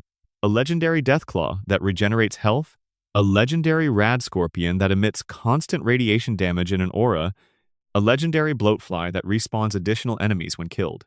These aren't just mechanical variants. Within the lore, they represent the extremes of what extended exposure to the wasteland's conditions can produce, the upper end of a biological adaptation curve that the Great War set in motion. What all of these creatures share is a connection, however indirect, to what came before. The Deathclaw's ancestor was a chameleon. The Rad Scorpion's ancestor was a scorpion. The Mirelurk's ancestor was a crab. The wasteland's biology is not alien, it is continuous with the pre-war world, but pushed by radiation and virus and 2 centuries of evolutionary pressure into forms that the world which created them would not recognize. They are the natural world transformed by unnatural means, the ecological consequences of a civilization that treated its environment as a resource to be consumed rather than a system to be maintained. In a sense, the creatures of the wasteland are the most honest things in it. They are not trying to rebuild civilization or claim territory or impose an ideology. They are simply surviving, as they have been since the bombs fell, adapting to the world as they find it. There is something almost restful about that. In a franchise full of human complexity, the Deathclaw does not have an agenda. It is simply, magnificently, exactly what it is. Section 6. Weapons, Technology, and the Art of Survival. The technology of the Fallout universe has always been one of its most pleasurable elements to dig into because it sits at the intersection of real-world engineering history and the specific imaginative logic of the franchise's retrofuturism. The guns, the power armor, the robots, the vehicles. All of them reflect a version of science and engineering that branched away from our own at some point in the mid-20th century and produced something recognizably functional, but visually and philosophically distinct. Let us begin with the weapon that is perhaps most closely associated with the franchise, the Pip-Boy. Technically, the Pip-Boy is not a weapon, it is the wrist-mounted personal information processor that serves as the player's interface with the game world, mapping the terrain, tracking health and inventory, playing holotape audio, but it is the single most iconic piece of technology in the Fallout universe, and its design history is worth examining. The Pip-Boy was designed in the visual style of a chunky, slightly oversized consumer electronic, something that evokes an early personal computer or a particularly elaborate wristwatch. In the lore, it was manufactured by Robco Industries as a personal computing and data management device, issued to Vault dwellers as standard equipment. The idea that this essentially primitive-looking device would be the most useful piece of technology a person carries in the 23rd century says a great deal about how the pre-war technological track diverged. Our world miniaturized electronics continuously. The Fallout world made them more robust, more modular, more visible. The Pip-Boy looks like it was designed to be repaired with a screwdriver rather than replaced when it broke, which in the Wasteland context is actually the more sensible approach. Power armor is the franchise's other technological cornerstone, and its evolution across the games reflects both in-universe history and the changing design sensibilities of the studios that made the games. The earliest power armor, the T-45 model, was developed during the Anchorage campaign, created by Vault-Tec Research under military contract. It was designed to give infantry soldiers the ability to carry heavy weapons and resist small arms fire, effectively turning a soldier into a one-person weapons platform. The T-51, developed later, is the model that most veterans of the original Fallout games associate with the franchise. Its design has the rounded, almost friendly quality of mid-century science fiction illustration. A suit that looks like it came from the cover of a pulp magazine, all smooth curves and gleaming metal. The T-60, which appears prominently in Fallout 4, was developed in the immediate pre-war period and was the model being deployed to troops when the bombs fell. And the X-1 Enclave power armor represents the apex of pre-war personal protection technology reserved for elite units. Fallout 4 made a significant gameplay change to power armor that also implied something about how the technology should be understood within the lore. Rather than simply wearing power armor like a suit of clothes, players in Fallout 4 enter power armor as an external vehicle climbing into it, piloting it, relying on its fusion core power supply. This framing makes the technology feel more consequential and also more vulnerable. Power armor in Fallout 4 can take damage, requires maintenance, and is limited by available fuel. It is not a permanent upgrade but a resource to be managed. The Fat Man nuclear catapult is one of the franchise's most gleefully excessive weapons, a shoulder-mounted launcher that fires miniaturized nuclear warheads, designated the MIRV. In later configurations, the name comes from the Fat Man bomb dropped on Nagasaki, and the weapon's existence in the pre-war arsenal says something about the escalation dynamics that led to the Great War. When you have designed a man-portable device for delivering nuclear warheads, and you consider this a plausible military option, you have perhaps lost some perspective on proportionality. The laser pistol and laser rifle represent the energy weapons tradition within the franchise, and they are among the more technically interesting firearms in the wasteland. Energy weapons in Fallout operate on what appears to be directed energy principles, focused beams of coherent light or plasma energy that deliver damage through heat and radiation rather than kinetic impact. They are generally more effective against certain types of armor than conventional firearms, though they require specific ammunition types and are somewhat more prone to degradation without maintenance. The visual effect of a well-aimed laser hit the target briefly illuminated and then reduced to a pile of ash or blown apart in a shower of superheated material became iconic in the franchise from the earliest games. The Plasma series of weapons takes the energy weapon concept further, firing superheated plasma rather than focused light. Plasma weapons are devastating in close to medium range, but lose coherence over distance, limiting their effective engagement range. The visual palette of the franchise's energy weapons, greens and blues for plasma, reds for lasers, is another element of the retro-futuristic aesthetic, colors derived from science fiction, film, and television of the 1950s and 60s, rather than from any real physics. The railway rifle, appearing first in Fallout 3 and again in Fallout 4, is one of the Wasteland's more creative improvised weapons. Built from pieces of a railway track-laying machine, it fires railway spikes as high-velocity projectiles, functional, lethal, and supremely impractical, in the way that Wasteland improvised weapons tend to be. The shish kebab, a sword with a lawnmower engine attached to bathe the blade in burning fuel, is another example of this category. These weapons exist because the Fallout universe has always been interested in human ingenuity under constraint. If you don't have ammunition for a proper firearm, you make something that fires train spikes. You do what you can with what you have. The crafting systems that Fallout 4 introduced to the weapon mechanics expanded this logic significantly. By scavenging components from the environment, players could modify virtually every weapon in the game, extending barrels, changing stocks, adding scopes, altering the firing mechanism, switching between damage types. The result was a system where a basic pipe pistol could be transformed, through accumulated modifications, into something genuinely formidable. This mechanic captured something true about the Wasteland, that survival often depends less on starting with the best tools than on knowing how to improve the tools you find. Robots occupy a special place in the franchise's technology landscape. Robco's production lines turned out several models that have become iconic.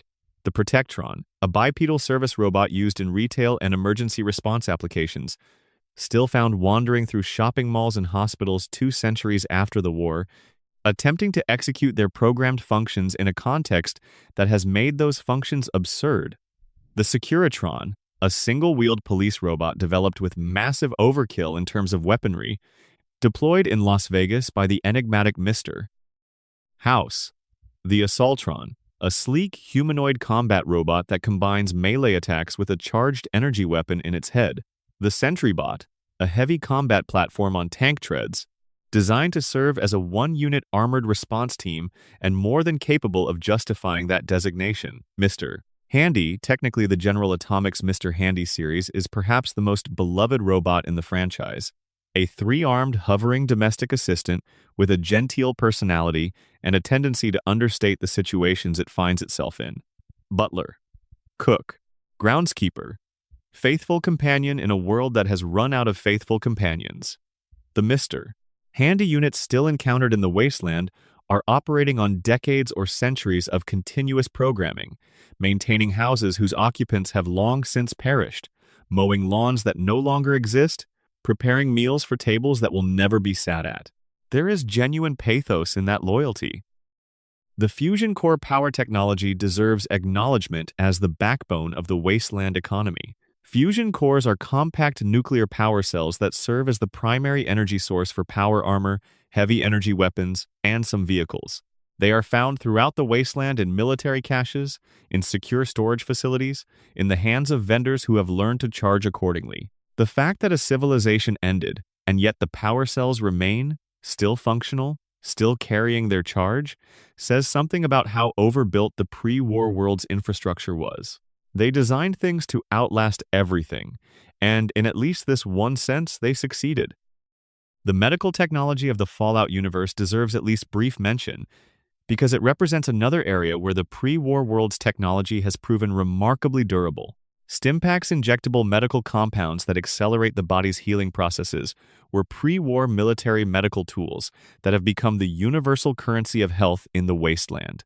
Their widespread availability is partly because they are incredibly easy to mass-produce from common ingredients, and partly because the demand for them in the wasteland is essentially limitless. Radaway and Radex manage radiation exposure. Mentats enhance cognitive function. Jet is a stimulant with serious addiction potential. The Fallout pharmacopoeia is extensive and morally complicated, reflecting a pre-war pharmaceutical industry that prioritized performance enhancement alongside genuine medicine. The technology of the wasteland is, ultimately, a portrait of a civilization's legacy. The pre-war world invested heavily in certain kinds of engineering durable, robust, nuclear-powered, mechanically reputable, and that investment is paying dividends 2 centuries later. The robots still function. The power cells still hold charge. The weapons still fire. The vaults are still sealed. In the absence of any continuing civilization to maintain infrastructure in the usual sense, the sheer quality of pre-war construction has become the wasteland's inheritance. It is a strange kind of survival, the products outlasting the society that made them, serving purposes and communities their designers never imagined, in a world their creators destroyed. The wasteland economy and the people who built these games. The economy of the wasteland is itself a form of technology, a social technology for managing scarce resources that has evolved independently in different regions and reflects the specific conditions of each community's situation. Bottle caps, specifically Nuka-Cola bottle caps, function as the primary currency across most of the wasteland in the Fallout universe, and the reason for this is historically specific. When the New California Republic attempted to establish a paper currency backed by gold, they faced the fundamental problem that gold reserves were controlled by a small number of powerful actors and that the NCR's economic reach was geographically limited. In the regions where the NCR's writ did not run, their paper currency was worthless. Bottle caps, by contrast, had several qualities that made them ideal. They were physically small and durable. They were produced in enormous quantities before the war by Nuka-Cola's manufacturing operations. They were not easy to counterfeit without specific equipment, and most importantly, everyone already had some. In the immediate aftermath of the war, before any new currency could be established, caps were a near-universal form of small trade good that settlements independently began accepting as exchange medium. The convention solidified before anyone really decided it should. The hub, the major trading city of the West Coast, depicted in the original Fallout, formalized caps as currency in the early decades after the war, which created a self-reinforcing cycle. Because the hub said caps were valuable and the hub controlled trade, other settlements adopted the cap standard, which made the hub's declaration true. It is a perfect example of how currency works in the real world too, a collective agreement that a particular object represents value, sustained because everyone else is sustaining it. Water is the other primary economic resource of the wasteland, and the Fallout universe's water economy is one of its most carefully thought-out elements. Clean water free of radiation, free of biological contamination, is genuinely scarce across most of the wasteland's first 2 centuries. The Great War destroyed water treatment infrastructure, the Fallout contaminated surface water, and underground aquifers were compromised by radiation seeping through damaged geology. Communities that controlled clean water sources controlled their regions. Megaton in Fallout 3 has its own functioning water supply, which is part of what makes it a viable settlement. Rivet City's water purifier is a significant strategic asset, which is why it becomes a plot-critical object in the game's main quest. The water caravans that move through the Mojave in New Vegas, supplying communities that cannot source their own water, are as essential to the wasteland economy as any military presence. The solar power technology attempted by the communities in various Fallout games represents an interesting trajectory. The effort to develop renewable energy infrastructure without access to the industrial base that would normally support such development.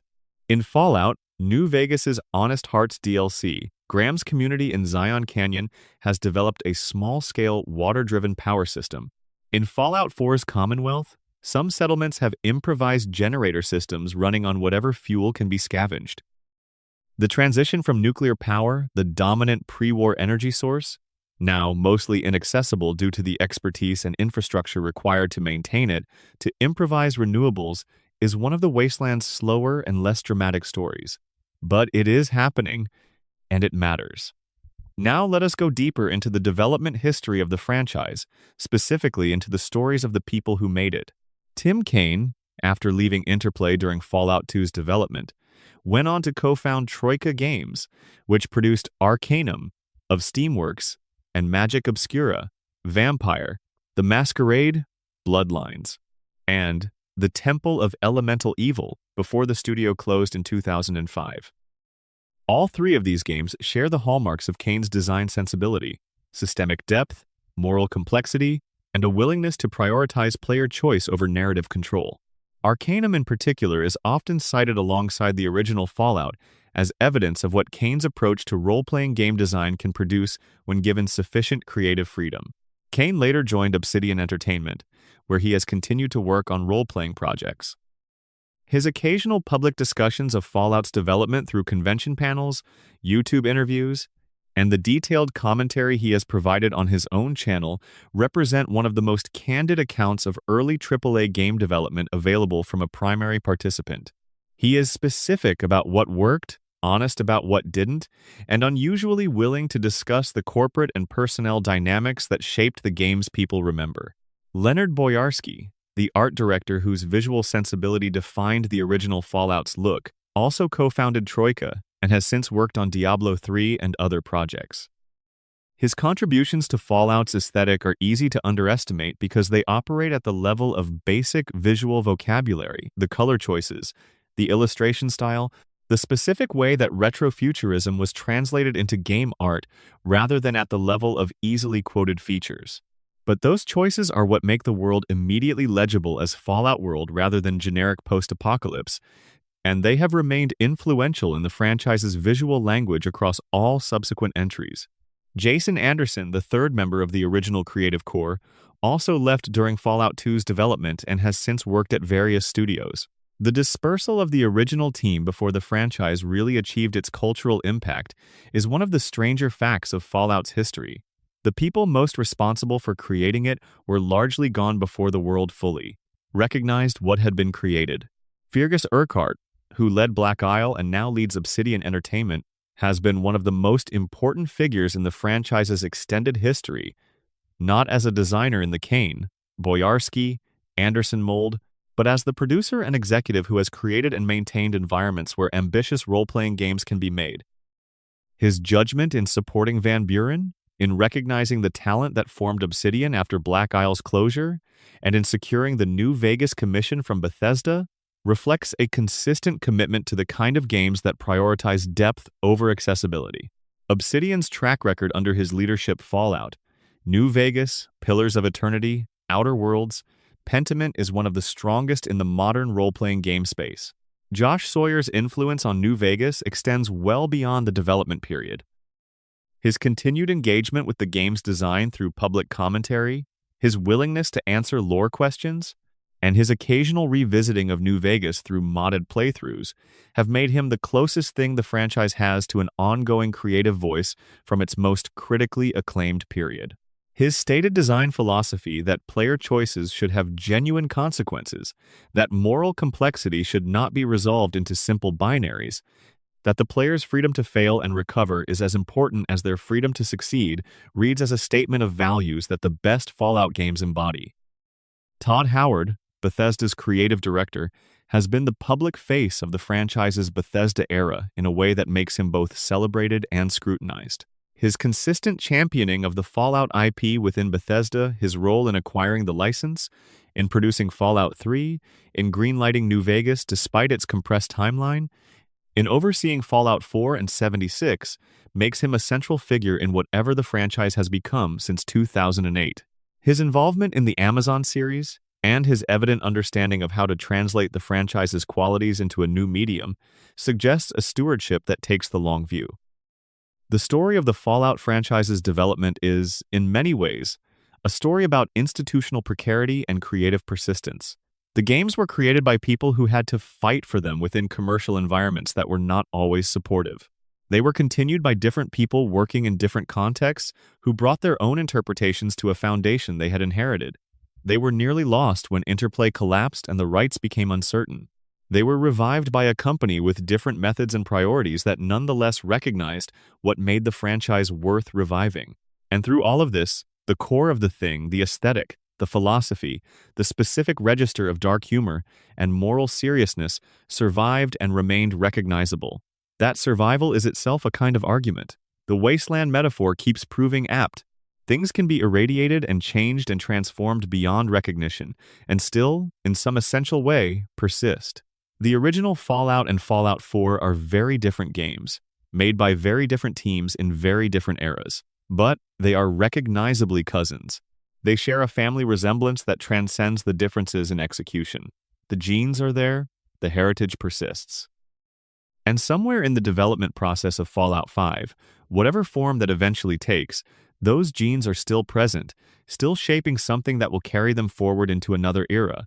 The war never changes, but the people telling the story of that war and the ways they tell it change continuously. And somehow, across all that change, the wasteland remains itself. Section 7. Cut content, canceled games, and developer secrets. Every large creative work leaves behind a shadow version of itself, the choices not made, the scenes not included, the characters that were written and then cut, the games that were announced and then never finished. The Fallout franchise has an especially rich archive of this shadow material because its development history has been turbulent enough to generate a substantial amount of content that the public has only glimpsed in fragments. The most significant of the franchise's canceled projects is Van Buren, the internal codename for what would have been Black Isle Studios' Fallout 3. Development began in the early 2000s, and while it never progressed beyond early stages before Interplay's financial collapse ended it, enough material was developed and has since been shared or reconstructed that we have a reasonably clear picture of what it might have been. Van Buren was set in the American Southwest, with a particular focus on the Four Corners region, the area where Utah, Colorado, Arizona, and New Mexico meet. The protagonist was not a vault dweller, but a prisoner, a man who has escaped from a penal colony when a mysterious catastrophe destroys the facility and who finds himself in the middle of a conflict with global implications. There was a crashed satellite, a rogue AI called Zeus with the ability to control other machines across large distances, and the political tension between the new California Republic's expansion eastward and the emerging power of Caesar's Legion. That last element is significant. Caesar's Legion, one of the defining factions of Fallout, New Vegas, originated in the Van Buren design documents. Edward Sallow's character arc, the former follower scholar who transforms himself into a self-styled Caesar and builds a conquering army from tribal groups, was conceived during the Van Buren development period.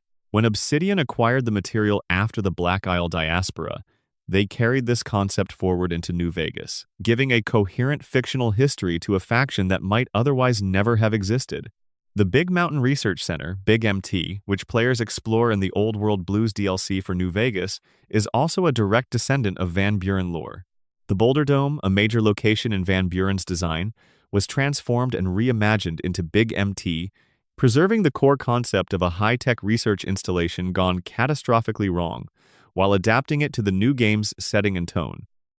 This kind of creative recycling is common in game development, but the New Vegas team's ability to honor the spirit of Van Buren while building something new from it is particularly notable. The Van Buren design documents were eventually shared publicly, and fans have created detailed reconstructions of what the game might have looked like. Some have attempted to build playable versions using modding tools. None of these projects are official, and none have reached completion, but they speak to the depth of attachment the Fallout community has to what might have been. Within the completed games, the volume of cut content is considerable. Fallout. New Vegas was developed in 18 months, a timeline that everyone involved acknowledges was insufficient for the scope of what was being attempted. The game that shipped is extraordinary, but comparison with the design documents and source code reveals entire questlines that were reduced or excised, settlements that were planned but never fully realized, and character arcs that were truncated when time ran short. The Omertas, a gangster faction controlling Gomorrah Casino on the Strip, were intended to have a much more developed questline than they received. Their subplot in the released game is relatively thin. There are hints of a larger conspiracy and a quest that does involve them, but the depth of what was planned is significantly greater than what shipped. Similar truncation affected several of the game's minor factions and the political maneuvering between them. Cannibalism was a more prominent and mechanically integrated element in early builds of New Vegas than it became. The Fiends, a raider gang operating near New Vegas, who are characterized by their extreme violence and addiction, were originally planned to have cannibal elements more explicitly developed in their portrayal. Some of this content was reduced or removed during development, though fragments remain in the code. Fallout 4's settlement system was originally conceived on an even larger scale than what shipped. The ability to build and manage communities was a central feature, but the ambition of the original design extended to more complex economic simulation, more detailed inter-settlement relationships, and more meaningful consequences for settlement decisions. The version that reached players is functional and often engaging, but it represents a streamlined version of something more elaborate. One of the more unusual pieces of Fallout 4 cut content is the third-person cinematic mode that was present in early, builds a system that would have automatically switched to third-person perspective during certain scenes and conversations, providing more cinematic framing for key moments. This was eventually scrapped in favor of a consistent first-person presentation throughout the game, partly to maintain immersion and partly for technical reasons related to how dialogue scenes were animated. The original Fallout contained a planned ending for the Master, the game's primary antagonist, a super mutant mastermind whose army threatens to overwhelm California's surviving communities that was significantly different from the one that shipped. In the released game, a sufficiently intelligent and persuasive player can convince the Master that his plans are fundamentally flawed. Super mutants are sterile. They cannot reproduce. If all humans are converted, the species ends. This logic leads the Master to question his entire project and ultimately to destroy himself. It is one of the most acclaimed moments in the franchise's history. The original plan was more elaborate, involving additional dialogue stages and the possibility of an entirely different resolution path. Some of this was cut for time, and some for narrative coherence. The version that shipped is, most critics agree, better for the editing, the moment is cleaner, and more powerful for having the Master arrive at his conclusion relatively directly rather than through extended philosophical debate. Fallout 2 contains a famous piece of cut content in the form of a location called the Abbey, a monastery whose monk inhabitants have been preserving pre-war knowledge in a manner similar to historical medieval monasteries, preserving classical texts. The Abbey was fully written and partially developed but was cut from the game before release. Its inhabitants and quests compressed into a minor encounter or removed entirely. The concept was later reimagined, in modified form, in the Honest Hearts DLC for New Vegas, where a character called Joshua Graham preserves and transmits pre-war texts in a very different kind of wilderness setting. The developer behind New Vegas's most famous speech, Check the Intelligence, one dialogue options that give a player character of minimal intelligence their own distinctive way of interacting with the world is Josh Sawyer, who ensured that even the most cognitively limited character build received full attention and interesting interactions. A player who creates a character with 1 point of intelligence in New Vegas will find that every major character has special dialogue written for them, responses that are baffled, patient, or occasionally delighted by the protagonist's evident confusion. It is a small but telling example of the care the New Vegas team put into making every choice feel meaningful. Bethesda's Fallout 3 contains several interesting pieces of early design history. The game was originally more directly connected to the first two Fallout games in its lore, with more explicit references to West Coast events and characters. These connections were progressively reduced during development, as Bethesda focused on making the game accessible to players unfamiliar with the earlier entries, creating a product that could stand alone without requiring knowledge of Fallout 1 or 2. The alien-themed Mothership Zeta DLC for Fallout 3 was among the more divisive pieces of official content in the franchise's history. The original Fallout games had maintained a policy of hinting at alien presence without confirming it, preserving ambiguity around certain unexplained phenomena. Mothership Zeta committed explicitly to the alien presence, which some fans felt broke the carefully maintained uncertainty. The DLC's reception was more mixed than the other Fallout 3 expansions, and Bethesda's subsequent Fallout releases have treated the alien question with somewhat more restraint. The Fallout 76 development story contains its own fascinating shadow material. The game was originally conceived as a more purely survival-focused multiplayer experience, without NPCs or the kind of dense quest writing the franchise was known for. The Wastelanders update, released in 2020, fundamentally changed the game by adding human NPCs with substantial quest content, transforming what had been an experimental departure into something much closer to the franchise's traditional experience. The materials developed for the base game and the materials developed for Wastelanders represent two almost distinct visions of what Fallout 76 should be, and the published game combines them in ways that are occasionally revealing about how dramatically the creative direction changed. Behind all of this cut content and canceled development is a consistent pattern. The Fallout franchise is perpetually attempting to do more than the available time and resources allow. It is an ambitious series, inhabited by developers with expansive creative visions and constrained by the practical realities of production schedules and budgets. The gap between what Fallout games aspire to be and what they ultimately become is a creative space that the franchise's history inhabits almost continuously. And it is, in a strange way, part of what makes the series so fascinating to follow. There is always the sense that what you are playing is the visible edge of something larger, that somewhere in the development archive there are versions of the wasteland that remain unexplored. Section 8. The characters' hidden depths and untold stories. The wasteland has always been defined as much by its people as by its landscape. In a world where civilization collapsed and institutions failed, what remains are individuals, survivors, idealists, opportunists, caretakers, villains who have reasoned their way into believing they are heroes. The characters of the Fallout universe are where the franchise's writing most consistently achieves something like genuine literature, people who feel real because their contradictions are preserved rather than resolved. Harold is perhaps the most quietly remarkable character in the entire franchise. He first appears in the original Fallout as an eccentric old man who has been mutated by the forced evolutionary virus in a way that differs from the standard super mutant transformation he has developed a small tree growing from. His head, which he calls Herbert, then Bob, depending on the game. Harold has been alive since before the Great War. He was present at the events of the original Fallout's backstory. By the time players encounter him in Fallout 2, then in Fallout 3, he has been alive for well over a century, traveling across the continent, accumulating experiences that no human being could have collected in a normal lifespan. In Fallout 3, Harold has stopped moving. The tree growing from his head has spread its roots so deeply into the earth that he can no longer pull himself free.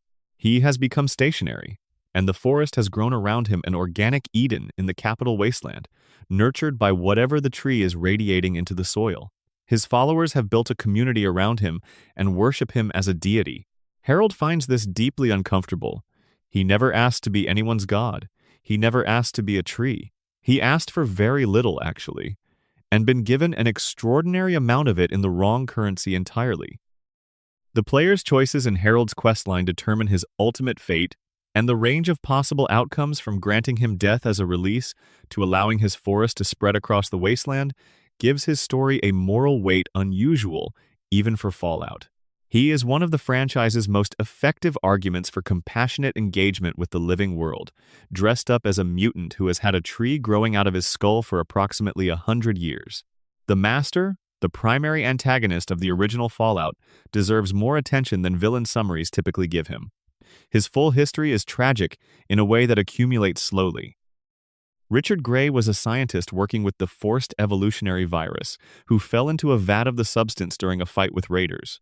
FEV transformed him catastrophically not into a supermutant but into something else, a massive tissue and consciousness that grew over the following years, absorbing other minds and organisms, eventually achieving a kind of distributed intelligence housed in a vast physical form. He named himself the Master and developed the supermutant army as his instrument for what he genuinely believed would be the next phase of human evolution. The Master is not a nihilist. He is not someone who wants to watch the world burn. He has a thesis. Ordinary humanity has already failed, proven incapable of the restraint and cooperation needed to sustain civilization. Super mutants are stronger, longer-lived, resistant to radiation. If all humanity is transformed, the cycle of resource wars and political failures that destroyed the world cannot repeat. He has convinced himself that what he is doing is the kindest possible option for a species that has already demonstrated it cannot save itself.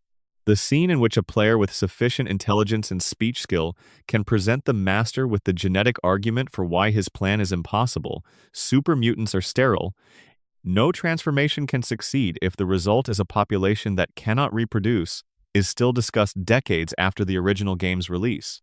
The Master's response, as he processes the logical failure of everything he has worked toward, is one of the most effective pieces of villain writing in role-playing game history. He does not argue. He does not rage. He understands, and that understanding destroys him. Joshua Graham in Fallout. New Vegas's Honest Hearts DLC is another character who rewards extended attention. He was once the legate of Caesar's Legion, Caesar's most effective and feared military commander, the man who helped transform a philosophy into a conquering army. When he failed in the first Battle of Hoover Dam, Caesar had him burned alive and thrown into the Grand Canyon. He survived, which Caesar chose to interpret as a sign of divine favor, though the experience left Graham permanently disfigured and his relationship to violence permanently complicated. By the time players meet him in Zion Canyon, Graham has converted to a form of Mormon Christianity and is trying to protect a tribal community from the forces that threaten them. He is thoughtful, devout, and extraordinarily dangerous, a man who has not stopped being a warrior but is trying to be one in service of something he believes is good. His dialogue about violence, mercy, and whether a person can be genuinely redeemed without ceasing to be themselves is some of the most philosophically rich writing the franchise has produced. He does not pretend his past didn't happen, he carries it.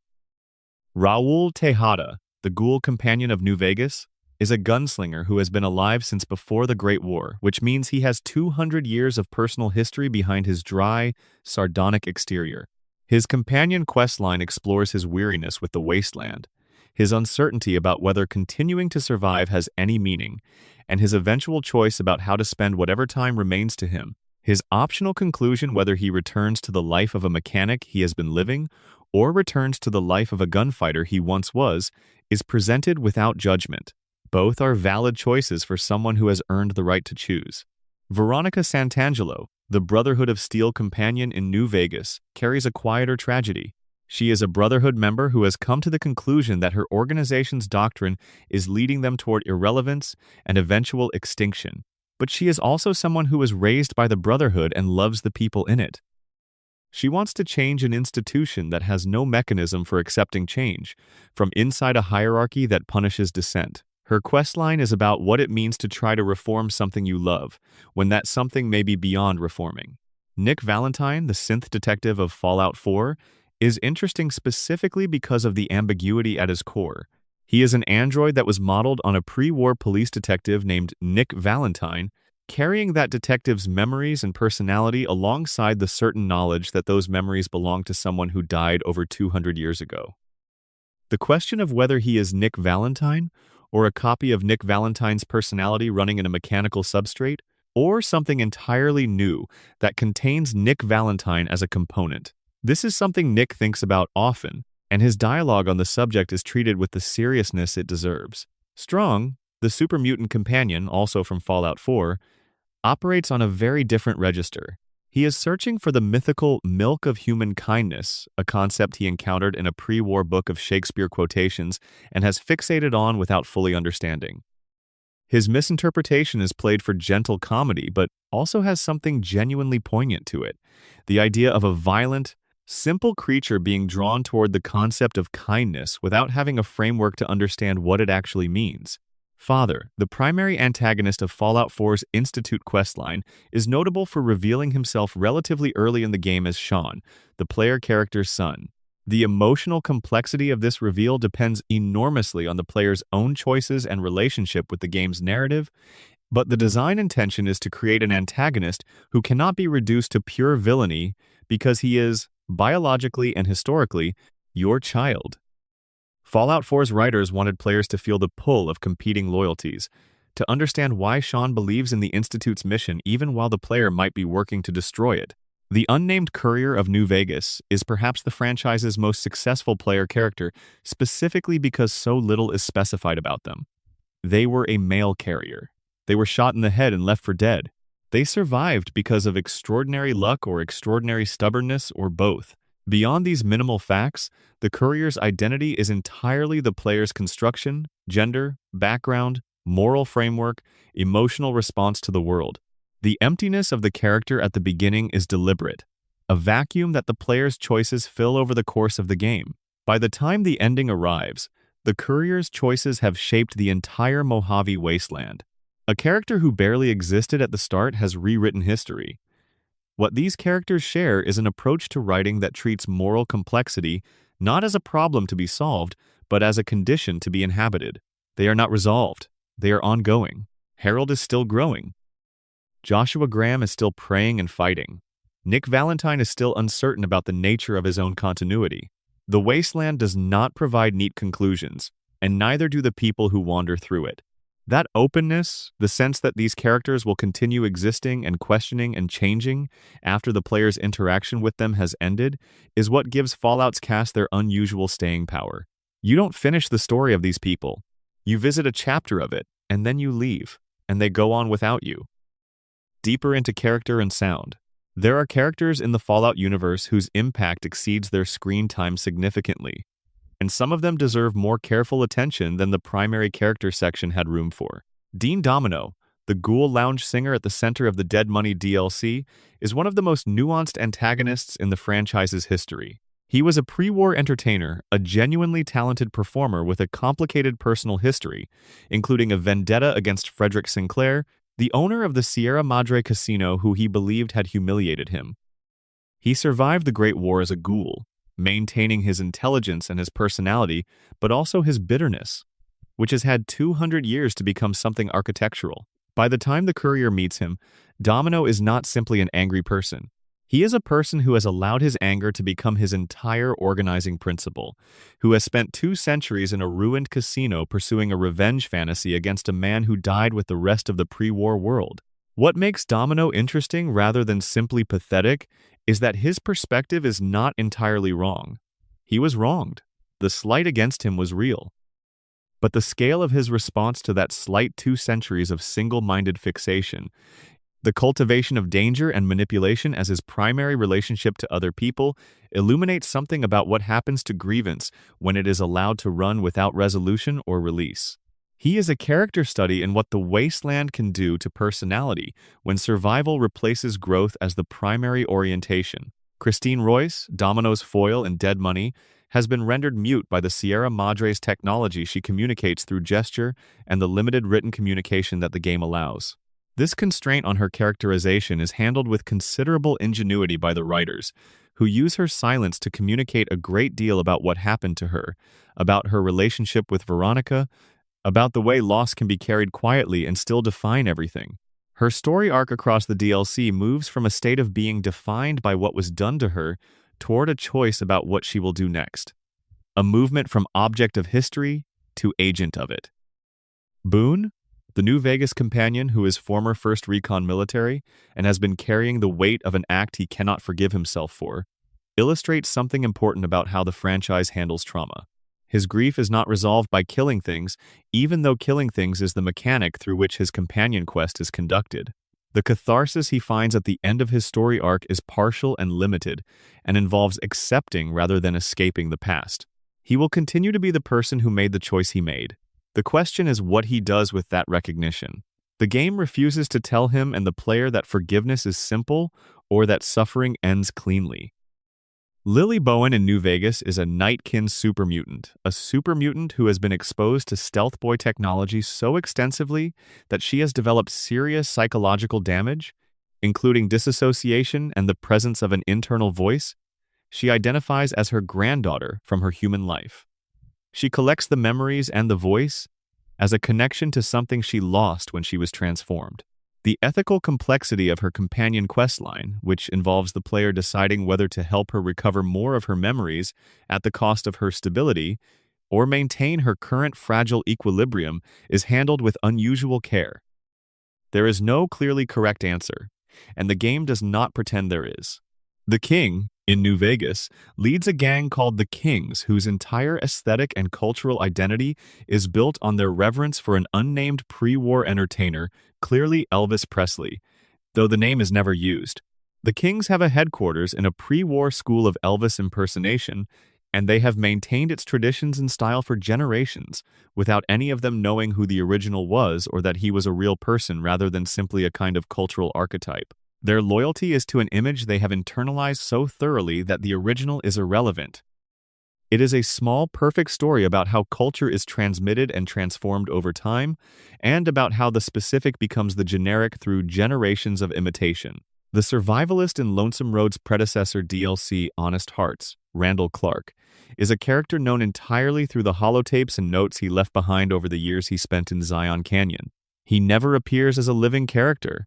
He died long before the events of the DLC, but his account of surviving alone in the wilderness, of his relationship with the tribal people he eventually decided to protect rather than avoid, of the choices he made and the ones he wishes he could unmake, is one of the most moving pieces of extended writing in the franchise. He is known only as the Father in the Caves to the tribals who venerate his memory. The gap between what he was a broken, grieving, morally complicated man and what he became in tribal memory, a protective spirit, is itself a small story about how history becomes mythology. Now, extending our consideration of the franchise's music into the specifics of individual compositions that have become iconic. Ron Perlman's narration is itself a form of the franchise's music. His voice deep, measured, carrying the specific gravity of a man who has witnessed everything opens every Fallout game with some variation on war. War never changes. The consistency of that voice and that line across 3 decades of the franchise creates a kind of auditory continuity that operates below conscious attention. When you hear Ron Perlman begin to speak in that specific cadence, you know where you are. You are in the Fallout universe. The orienting function of that performance cannot be overstated.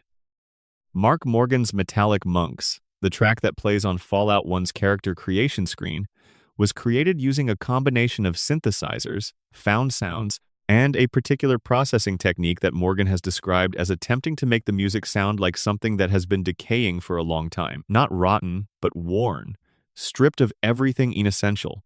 The specific quality of that sound, the grinding patience of it, the sense of a world that has continued without caring whether anyone is listening, is something that was never quite replicated in subsequent entries, despite numerous attempts. City of the Damned, another Morgan composition from the original Fallout, plays in the larger urban ruins that players explore during that game. Its use of processed voices creates the impression of something human persisting in a degraded state, not ghosts exactly, more like the memory of people replaying in the walls of buildings that outlasted them. It is one of the most psychologically effective pieces of ambient game music ever created and sits comfortably alongside work from composers operating in the broader art music tradition. The in-game music of Radio New Vegas, the actual song selections played by Mr. New Vegas throughout New Vegas was curated with specific attention to how each track relates to the player's immediate situation. Ain't That a Kick in the Head, with its association with good fortune, plays during sequences that may involve significant decision-making. Blue Moon underscores the loneliness of the desert. Jingle Jangle Jingle, with its lyrics about freedom and the open trail, resonates with the game's themes of choice and movement across a large landscape. The music is not random background. It is selected to comment on what is happening to the player, which is the kind of sophisticated use of licensed music that most games don't attempt. The sound design of individual locations in the Fallout games contributes substantially to their sense of identity. The New Vegas Strip at night, the musical instruments, the crowd noise, the ambient celebration of a world that has somehow kept its lights on, creates a specific atmosphere that every other location in the game is defined, partly in contrast to, you feel the difference between the Strip's noise and the Mojave's silence. That contrast is carried by sound design as much as by visual design. The ambient tracks of the underwater sections in Fallout 4's Far Harbor DLC are deeply unsettling in ways that are difficult to fully attribute. They combine low-frequency drone elements with what sounds like filtered submarine sonar, and the effect is of listening to a world that is not designed for human habitation, cold, pressured, indifferent, and very large. The monsters in Far Harbor's waters are frightening partly because of how the audio design primes you to feel about water in that setting before you encounter them. The franchise's relationship with sound goes beyond music and voice acting into the sonic signature of specific technologies. The sound of a Pip-Boy screen being tapped, the crinkle of a new piece of armor being equipped, the particular resonance of a laser shot in an enclosed space versus across open desert. These sounds have been refined across multiple games to be immediately recognizable, and they constitute a form of nonverbal communication between the game and its player acoustic shortcuts for a world the player has learned to read. All of this, the music, the voice work, the ambient sound design, the sonic signatures of specific technologies and environments, adds up to a franchise that understands sound as a dimension of experience rather than as accompaniment to the primary visual experience. The wasteland sounds like the wasteland, and when it doesn't, when you encounter a location that is inexplicably, ominously quiet, the silence is itself meaningful. The franchise has earned that silence through the specificity of everything else. Section 9. The music, sound, and atmosphere of the wasteland. There is a particular quality to the silence of the Fallout wasteland. It is not empty silence. It breathes, it shifts, it carries weight. And when music enters that silence, it does something that very few game soundtracks manage. It makes the world feel larger, older, and more inhabited by the ghost of everything that came before. The audio design of the Fallout franchise is, in the considered opinion of many who love these games, among the finest in the medium's history. The composer most associated with the franchise's musical identity is Mark Morgan, who scored both Fallout 1 and Fallout 2. Morgan's approach to the wasteland was rooted in dark, ambient music, textural, atmospheric, deliberately unsettling compositions that drew from industrial music, experimental electronic composition, and the kind of ambient soundscapes pioneered by Brian Eno. His tracks are not background music in the conventional sense. They are environments in themselves, sonic spaces that the player inhabits alongside the visual world of the game. The track commonly called Metallic Monks, which plays in the original Fallout's character creation screen, is one of the most distinctive pieces of music ever composed for a video game. It is built on a grinding, percussive foundation with a distant, almost ecclesiastical quality, something that sounds like the music of a religion that has not yet been invented, practiced in a place that has been mostly destroyed. It establishes, in roughly 2 minutes, exactly what kind of emotional register the game is going to occupy. It is not hopeful. It is not despairing. It is vast and patient and indifferent in the way that history is indifferent. Morgan's use of found sounds and unconventional instrumentation throughout the Fallout 1 and 2 soundtracks gives the music a physical quality unusual in video game composition of the era. Mechanical noise, processed voices, ambient recordings of industrial spaces, these elements are woven through the compositions in ways that blur the line between music and sound design. The result is a soundtrack that feels sourced from the world of the game rather than scored externally and applied to it. Morgan revisited the franchise decades later, contributing additional tracks to several Fallout iterations, including components of Fallout, New Vegas's ambient score. The consistency of his approach across those decades is striking. The wasteland, in his musical language, sounds the same regardless of when he is composing for it. There is a timelessness to Morgan's audio world that suits the franchise's themes perfectly.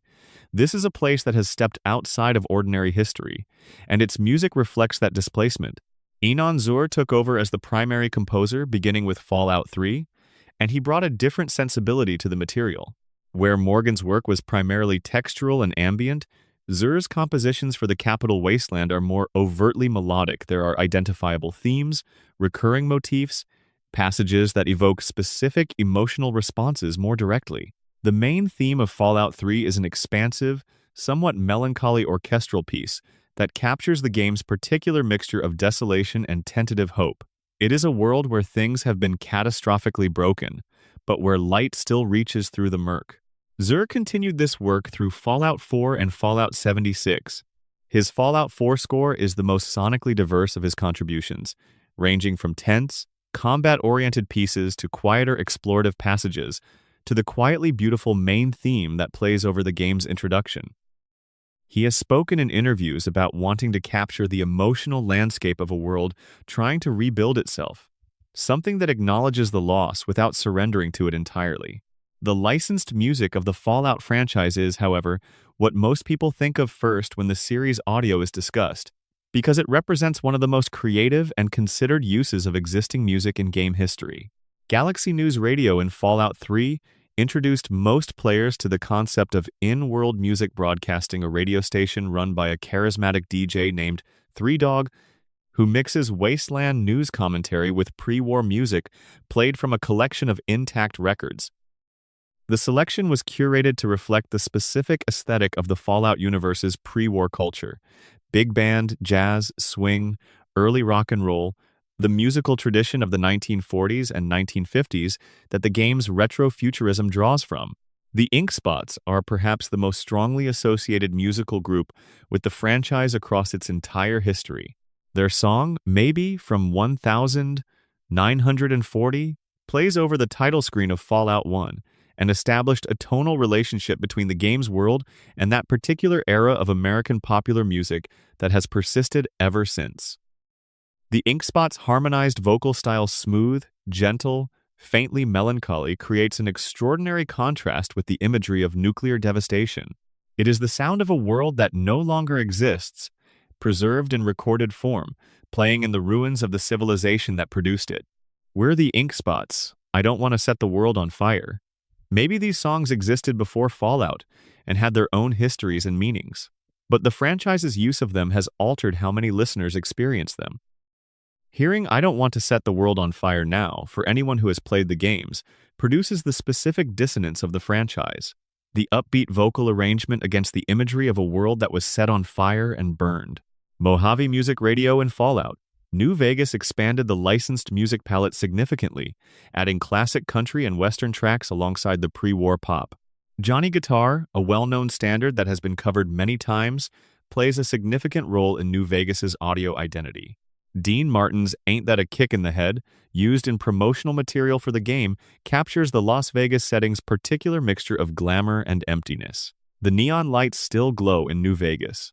The music still plays. But the context has changed entirely, and the songs know it, even if they can't say so. The use of blues, country, and Appalachian folk music in Fallout 76 reflects that game's West Virginia setting. John Denver's Take Me Home. Country Roads, a song deeply associated with West Virginia, specifically was used prominently in the game's marketing and appears in its soundtrack. The effect is, once again, a specifically Fallout kind of melancholy. Something beloved and familiar placed in a context of loss, singing about home to a world where home has been destroyed. The environmental sound design of the franchise deserves equal attention to its music. The sound of the wasteland wind across open desert, the distant crow of mutated birds, the electronic hum of old machinery, the crackle of fire in ruined buildings creates the texture of the world as surely as the visual design does. The particular sound that power armor makes when the player puts it on in Fallout 4, the hydraulic hiss and mechanical clank of the suit sealing around them, communicates more about the technology than any lore document could. The voice of radio in the Fallout universe is itself a character. Three Dog in Fallout 3, performed by Eric Todd Dellums with enormous energy and warmth, is one of the most beloved figures in the franchise. Despite never appearing physically, players know him only as a voice and as a personality constructed through what he chooses to say. Mr. New Vegas in New Vegas, voiced by Wayne Newton, presents a different kind of radio presence. Smoother, more detached, the voice of a host who is somehow completely at ease in a world that should not be relaxing. Both characters use their radio personas to comment on the world they inhabit in ways that add depth to the player's experience of that world. The sound design of individual enemies is also carefully considered. The Deathclaw's audio palette, the heavy footfalls, the rumbling growl, the sharp screech it emits in combat was designed to produce a specific physiological response in the player. Before you see a Deathclaw, you hear it, and what you hear is designed to accelerate the heart rate and focus attention in the way that genuine threat sounds do in nature. The Cazador's wing sound is similarly effective, a distinctive buzz that triggers a reflexive response in players who have learned what it means. The music of the Fallout franchise has achieved an unusual status in game audio history. It functions both as accompaniment to the game and as an independent artistic object. Mark Morgan's Fallout 1 and 2 soundtracks are listened to by people who have never played the games, appreciated as standalone ambient music compositions. Enon Zur's scores have been performed in orchestral concert settings as part of game music programs. The licensed tracks have introduced a generation of players to music recorded decades before they were born. This is one of the things that great game music does. It creates a relationship between the player and the sound that persists outside the experience itself. Decades after playing Fallout 1 for the first time, a player might hear a fragment of Mark Morgan's ambient work and feel something that is very hard to name: the ghost of a particular emotional state, the memory of exploring a specific location, the residue of decisions made in a world that doesn't exist. Music is the element of games that reaches deepest into that territory, and the Fallout franchise has, across its entire history, taken that reach seriously. The Wasteland sounds like nowhere else. And that specificity, the feeling that this music could only have been made for this world, is the mark of audio design that has truly succeeded at what it set out to do. One more element worth noting: the sound of the Vault-Tec jingle, the cheerful corporate musical stab associated with Vault-Tec advertising, appears throughout the franchise in recorded form. It is bright and bouncy and aggressively optimistic, and it plays in the context of everything we know about the vaults. That contrasts the Sunny Company tune and the darkness of what the company did as a small, precise example of how the franchise uses its audio to say things that the visual and written elements are not saying directly. The jingle is funny. The jingle is horrible. It is both of those things simultaneously, and the ability to hold both simultaneously is where Fallout's tonal identity lives. Section 10. Easter eggs, references, and hidden details. Part of what makes the Fallout franchise such a rewarding world to spend time in is the sheer density of hidden things, the details that are not explained, the references that reward attention, the secrets that were placed there by developers who knew that some players would find them and wanted to give those players something worth finding. The Wasteland is full of little gifts, tucked into corners, buried under rubble, waiting quietly for the right explorer to come along. The most iconic Easter egg in the original Fallout is the alien blaster and the crashed UFO that contains it. In the Fallout universe, the question of whether alien life exists has been maintained as a deliberate ambiguity. In the early games, there are hints, artifacts, phenomena that might be extraterrestrial in origin, but nothing that definitively confirms. The crashed saucer in Fallout 1 is the franchise's first engagement with this question, and it remains one of the most memorable moments in the game precisely because it is so unexpected. You are exploring the Wasteland, managing resources, navigating the political landscape of post-apocalyptic California, and then you find a crashed flying saucer. The tonal shift is jarring and deliberate. In Fallout 2, the alien references become more extensive. There are Area 51 references, additional alien technology, and a sequence that pushes the boundary between Easter egg and actual lore. The early game seemed comfortable leaving this as a playful ambiguity, something that might be real within the fiction or might be a joke at the player's expense, depending on how literally they chose to take it. Fallout 3's Mothership Zeta DLC committed definitively to the alien presence, which resolved the ambiguity in a way that divided the fanbase. The DLC involves an alien abduction sequence and extensive combat aboard an alien vessel, moving the extraterrestrial elements from background Easter egg to foreground plot point. Later entries have treated the alien question more carefully. Within Fallout 3 itself, there is an Indiana Jones reference that delighted players who recognized it: a refrigerator in the middle of the Wasteland, on its own, with a skeleton inside wearing a familiar hat. The reference is to the controversial nuclear fridge scene in Indiana Jones and the Kingdom of the Crystal Skull, and it functions as both a tribute and a gentle joke at that film's expense. The hat is collectible, because of course it is. Fallout. New Vegas is perhaps the richest single entry for hidden details and Easter eggs, partly because it was developed by a team with an encyclopedic knowledge of role-playing game history and a genuine fondness for leaving things for dedicated players to find. The grave of Victor Frankenstein appears in the game's landscape, a headstone with an appropriate inscription, located in an area that requires some exploration to reach. Nearby, if you look carefully, there are additional details suggesting what became of his famous creation in the Fallout universe. It is an example of the kind of environmental storytelling New Vegas does consistently well, a reference that tells a small story through implication rather than exposition. The Sierra Madre Casino, the setting of New Vegas's Dead Money DLC, contains a radio signal that can be detected before the DLC content is accessed, a broadcast advertising the casino's grand opening, still transmitting after 200 years, into a world where the grand opening never happened. The signal is eerie before players know what it refers to, and eerie in a completely different way afterward. Old World Blues, the DLC that sends players to the Big Mountain Research Facility, is constructed almost entirely as a love letter to 1950s science fiction, B-movies, the mad scientists, the oversized brain imagery, the nuclear paranoia dressed up as adventure. The facility's AI inhabitants, including the think tank, a group of scientists whose brains have been transferred into robotic containers, are simultaneously parody and affectionate tribute. The toaster in the dormitory building is a recurring joke that somehow achieves genuine character development over the course of the DLC. Old World Blues manages to be funny, melancholy, and genuinely frightening in alternating passages, which is a much harder tonal balance to achieve than it looks. The Sierra Madre Gala event broadcast in Dead Money contains a detailed portrait of pre-war entertainment culture, a formal event planned for the casino's opening that was interrupted by the bombs falling. The broadcast, which players can trigger through various actions in the DLC, gives a vivid impression of who these people were and what their lives looked like moments before everything ended. New Vegas's reference to Fallout 1 are numerous and carefully placed.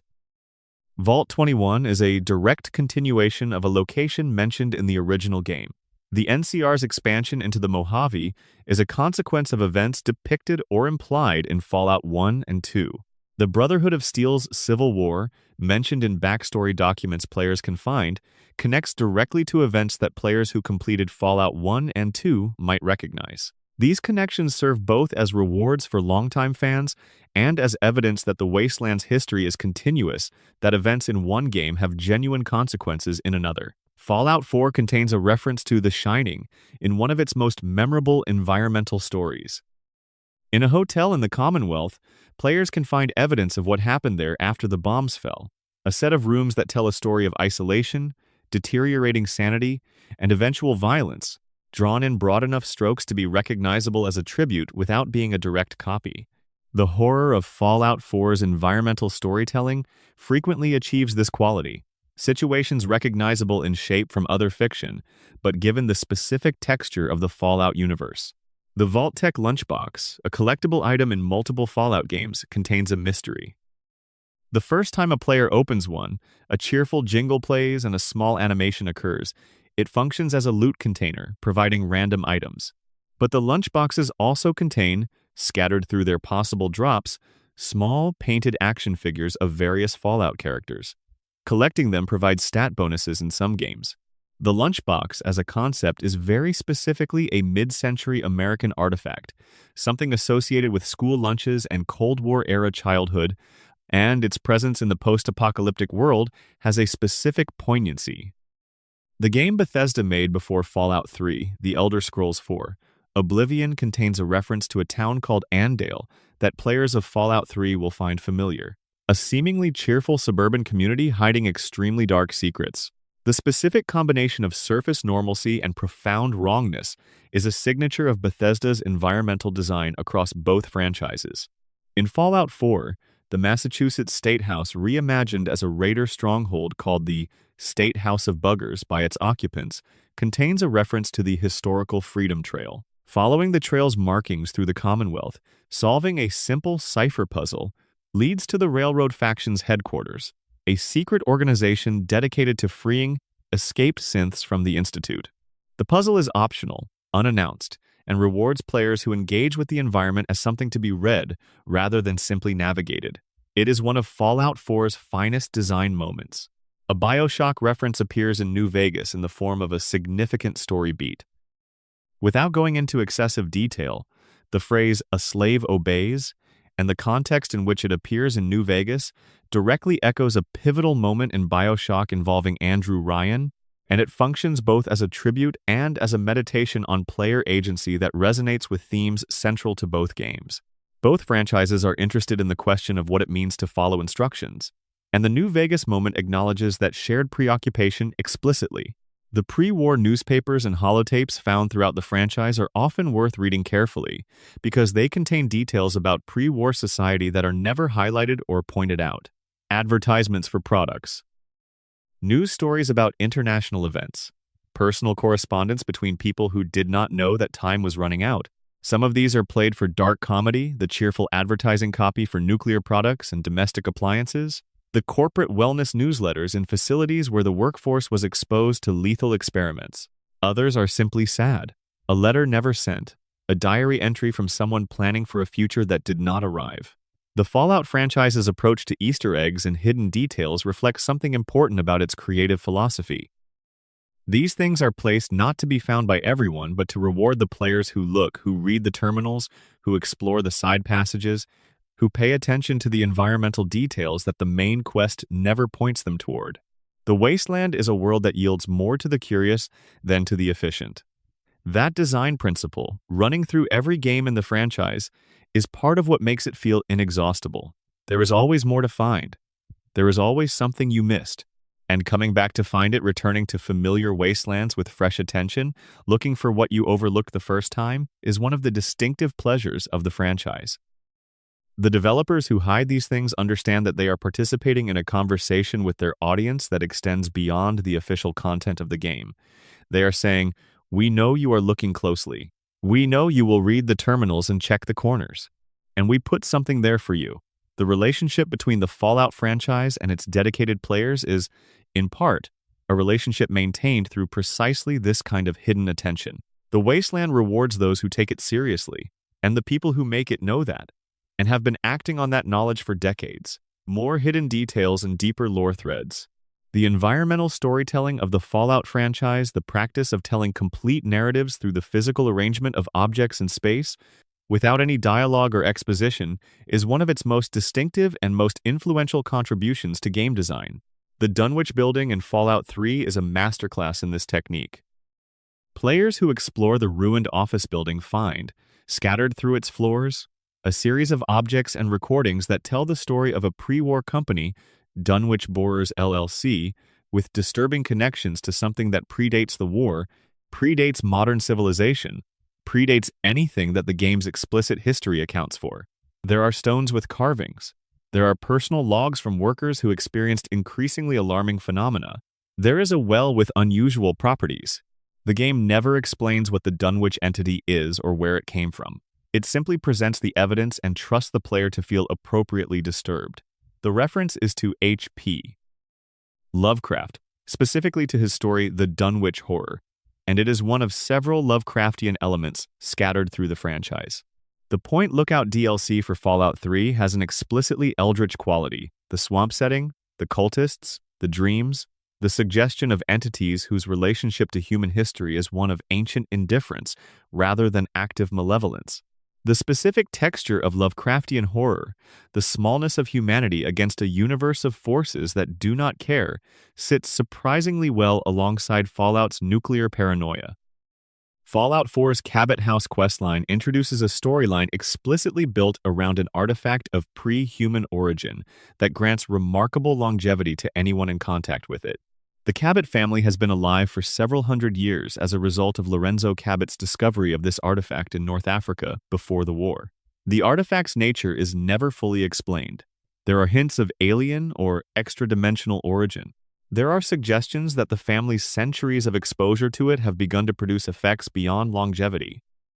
The questline ends with a significant moral choice about what to do with Lorenzo, who has been imprisoned for decades and who has developed a disturbing relationship to whatever power the artifact represents. It is one of Fallout 4's most tonally distinctive questlines, existing somewhat apart from the main game's concerns, and all the better for it. The Silver Shroud questline in Fallout 4 is built around a pre-war superhero radio drama, a melodramatic costumed vigilante story in the tradition of 1930s and 1940s pulp serials. Players can dress as the Silver Shroud and complete missions while performing in character, with special dialogue available for playing the role to its fullest extent. The quest is an affectionate tribute to pre-war popular culture that also serves as a genuine exploration of how fiction and identity interact.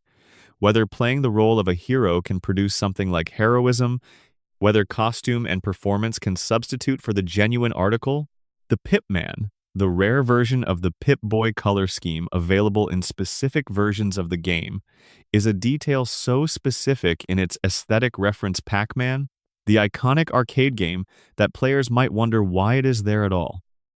The answer is that it is there because the designers thought it would be funny to include an allusion to a game from roughly the same era that Fallout's retrofuturism evokes, and because that kind of small, private joke between the developers and the subset of players who would catch it is exactly the spirit in which Easter eggs should be included.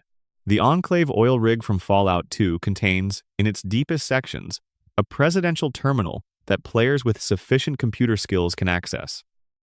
The President, President Richardson, the final boss of Fallout 2, has a private terminal that reveals him to be a deeply isolated, paranoid figure who has been living underground for so long that his relationship to the world outside has become entirely theoretical. His personal logs are not those of a calculating villain. They are those of a man who has convinced himself that the abstract America he represents is more real than the flesh and blood wasteland above him.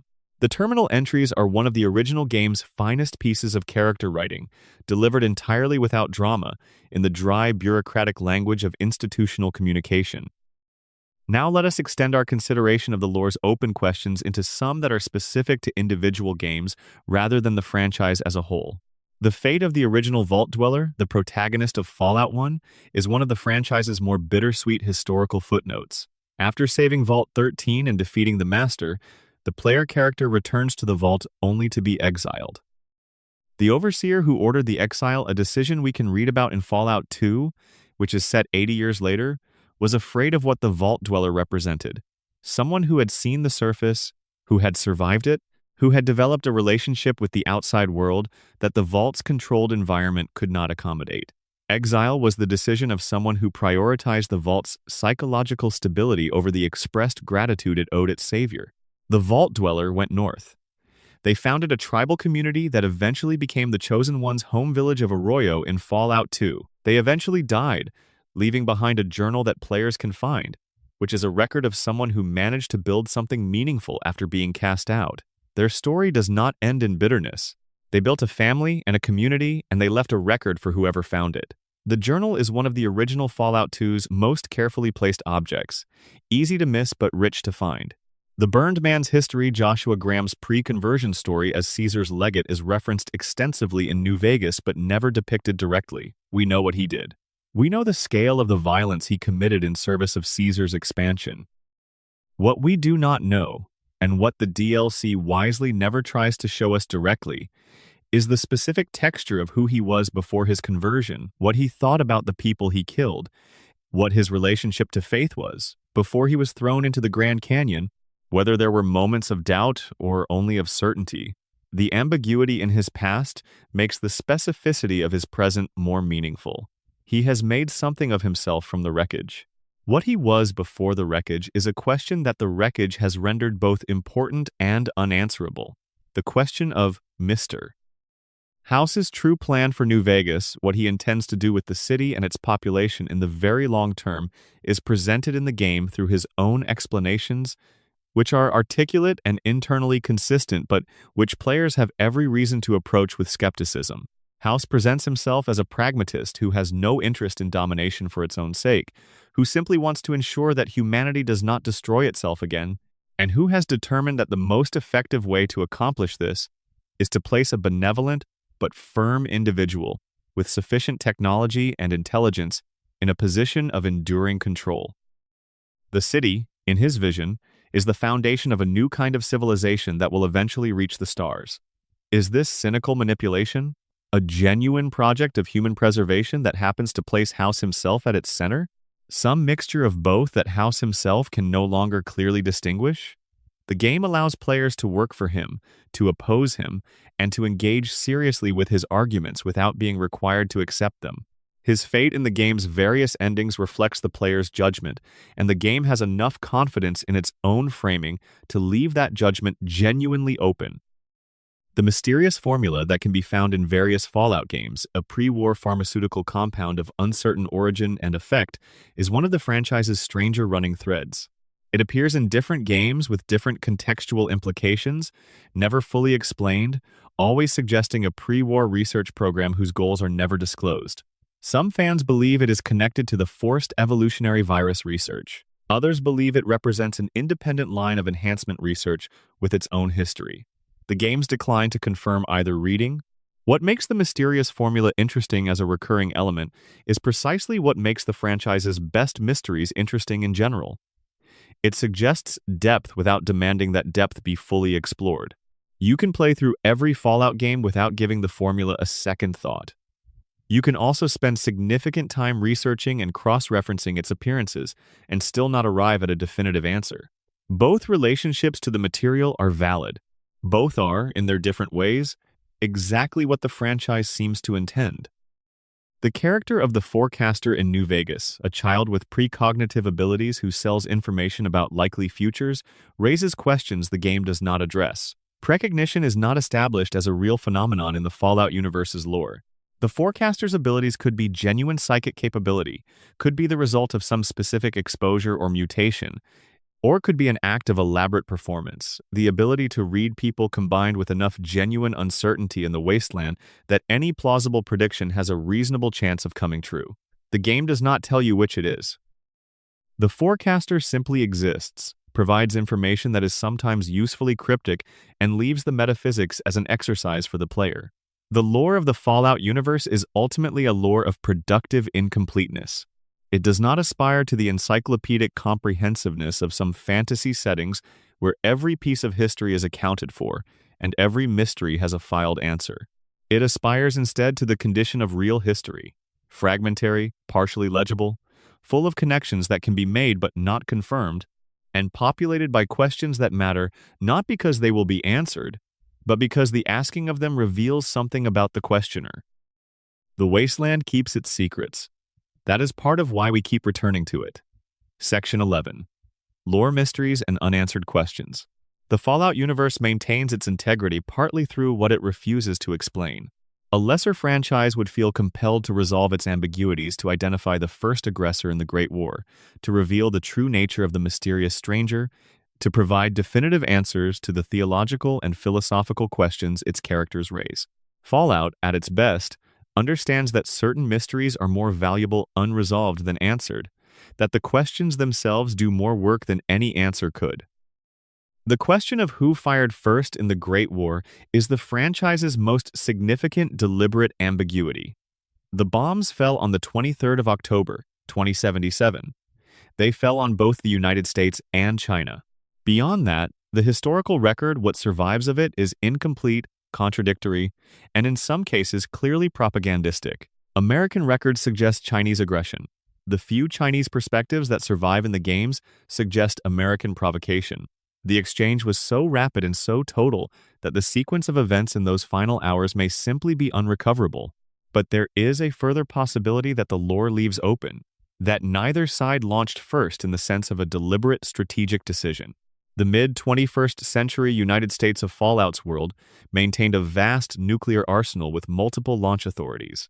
The tensions of the resource wars and the Anchorage conflict had brought automated warning systems to a perpetual state of high alert. A false positive, a malfunctioning radar system, a misread satellite image, a communication failure could have initiated the exchange without any human decision to begin it. The Great War may have been fought by machines following their programming in response to threats that didn't exist. This possibility is never confirmed and never ruled out. The uncertainty is the point. The Fallout universe is asking whether it matters, in the end, who made the first catastrophic mistake when the scale of the consequence renders the question academic. The bombs fell, the world ended. Whether a general ordered the first launch or a sensor reading was misinterpreted, the result was the same. The mysterious stranger is a figure who appears in each of the Fallout games as an optional perk, a spectral gunfighter in a fedora who materializes during combat to deliver a killing shot and then vanishes before the player. Character can get a proper look at him. He has appeared in the same capacity across 30 years of the franchise without ever receiving an explanation. Players have speculated extensively. Is he a time traveler, a divine or semi-divine entity, a specific human character with unknown motivations, a manifestation of the protagonist's own subconscious? The most candid answer the developers have ever given is that the mysterious stranger has no canonical explanation, and that this is deliberate. He is the franchise's most elegant deployment of mystery for its own sake, a figure whose presence improves the game in mechanical and tonal terms, whose recurring appearances across every game give him a kind of consistency that implies significance, and who nonetheless resists being explained. He is whatever the player needs him to be. In a franchise built around player agency, there is something fitting about that. The fate of the Master's super mutant army after the events of the original Fallout is another question the lore answers only partially. With the Master dead and his plan exposed as self-defeating, the army scattered individuals and small groups dispersing across California and beyond, no longer united by the Master's intelligence or purpose. But where did they go? What happened to them over the following decades and centuries? Some answers emerge across the games. The Mariposa military base, where many of the Army's core super mutants were created, is explored in Fallout 2 and has been reclaimed as a center for further FEV experiments by a different faction. Super mutants appear in the capital wasteland in Fallout 3, suggesting that either the Master's influence extended further east than believed, or that separate FEV exposures created independent super mutant populations. New Vegas's Jacobstown is home to a community of super mutants trying to build something peaceful in the Mojave. Fallout 4's Commonwealth contains its own super mutant population with a separate origin. But the specific fate of specific individuals from the Master's army would happen to the soldiers who were intelligent enough to understand what they had been doing, who survived long enough to grapple with the consequences, this remains largely untold. Marcus, the New Vegas super mutant, has lived through this history and carries it with him, but his accounts are fragmentary. The war is over, the army dissolved.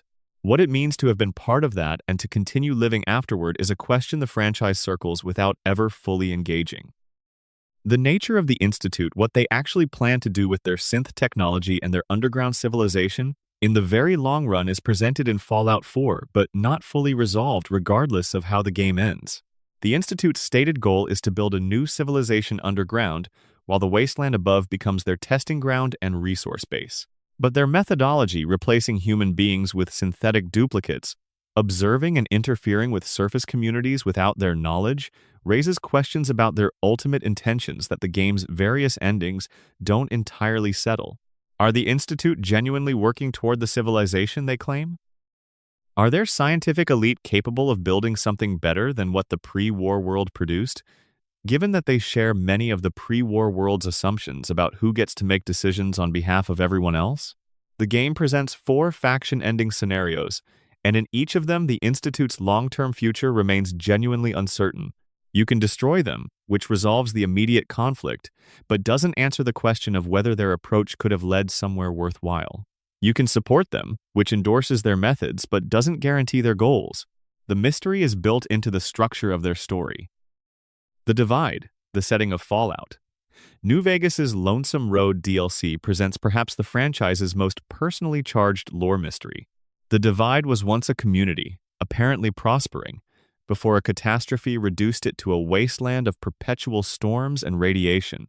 The catastrophe was connected to the Courier, the player character, though the details of how depend on choices made long before the DLC begins. Ulysses, the DLC's primary antagonist, knows the history. He was there, and his relationship to the Courier is built on events that the player character does not remember, cannot fully access, and must piece together through environmental clues and Ulysses's fractured, elusive dialogue.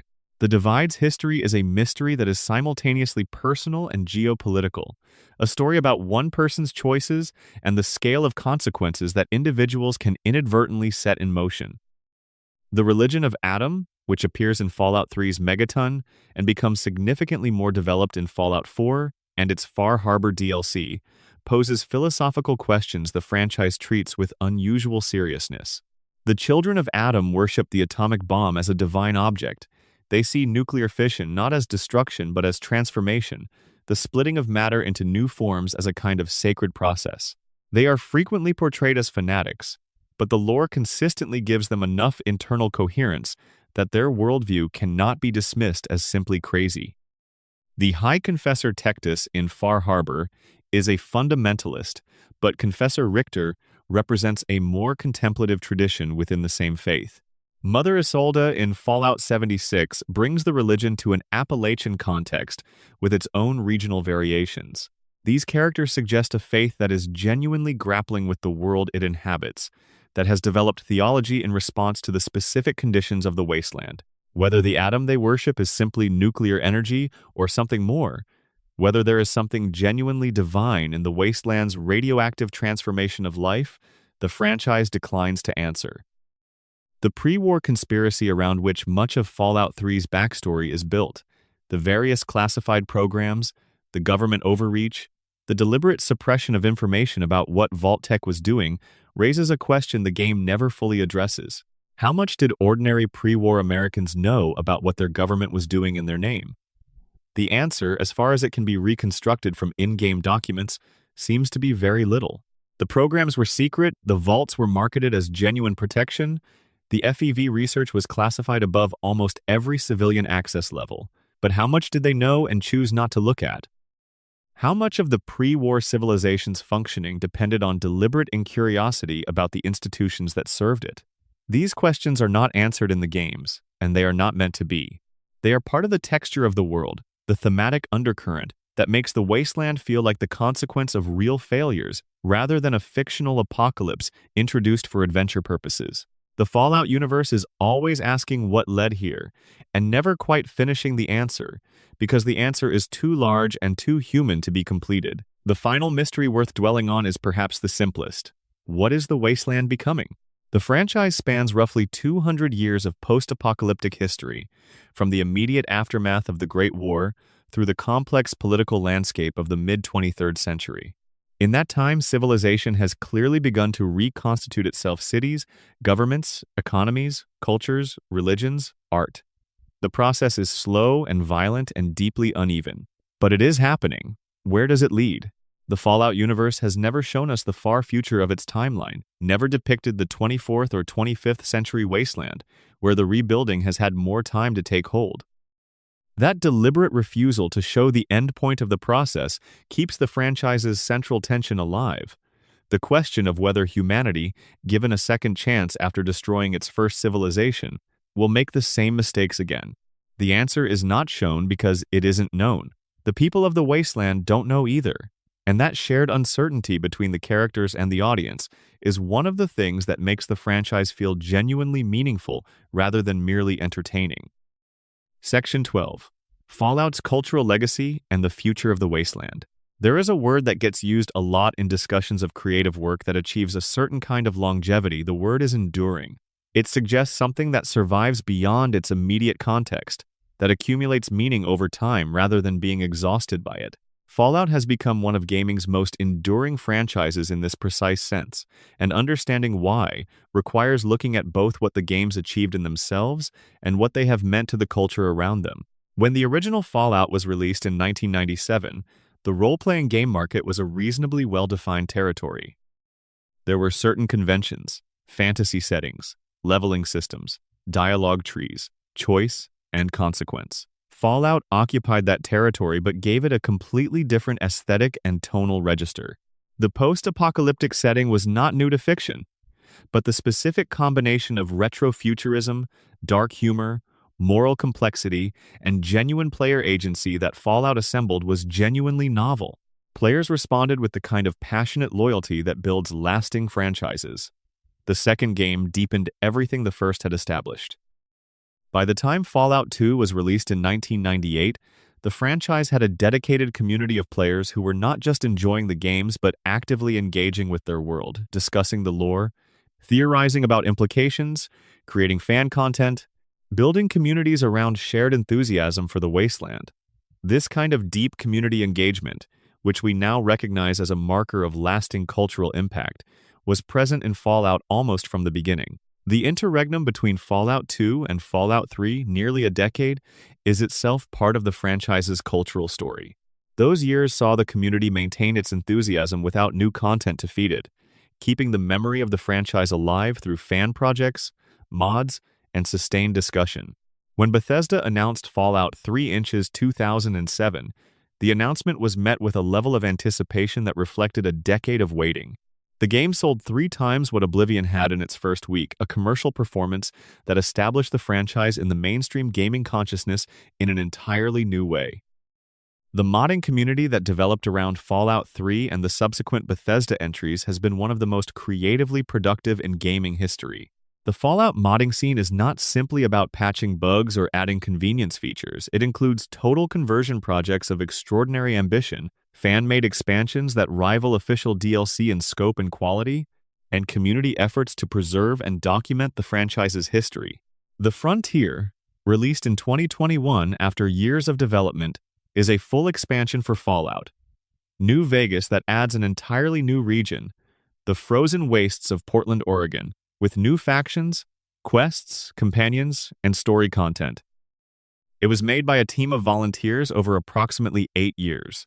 The sheer scale of the undertaking and the quality of what was achieved reflects the depth of creative investment the Fallout community has in its world. Fallout 4. New Vegas is an ongoing project to rebuild Fallout. New Vegas's content inside Fallout 4's engine, preserving the older game's story and design while giving it contemporary visual fidelity.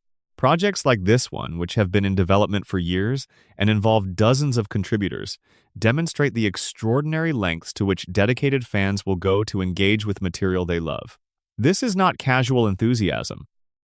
This is the kind of commitment that most creative works never inspire. The academic engagement with Fallout has grown significantly over the franchise's lifespan. The games have been studied as political philosophy, as extended thought experiments about power, ideology, and the shape of civilization.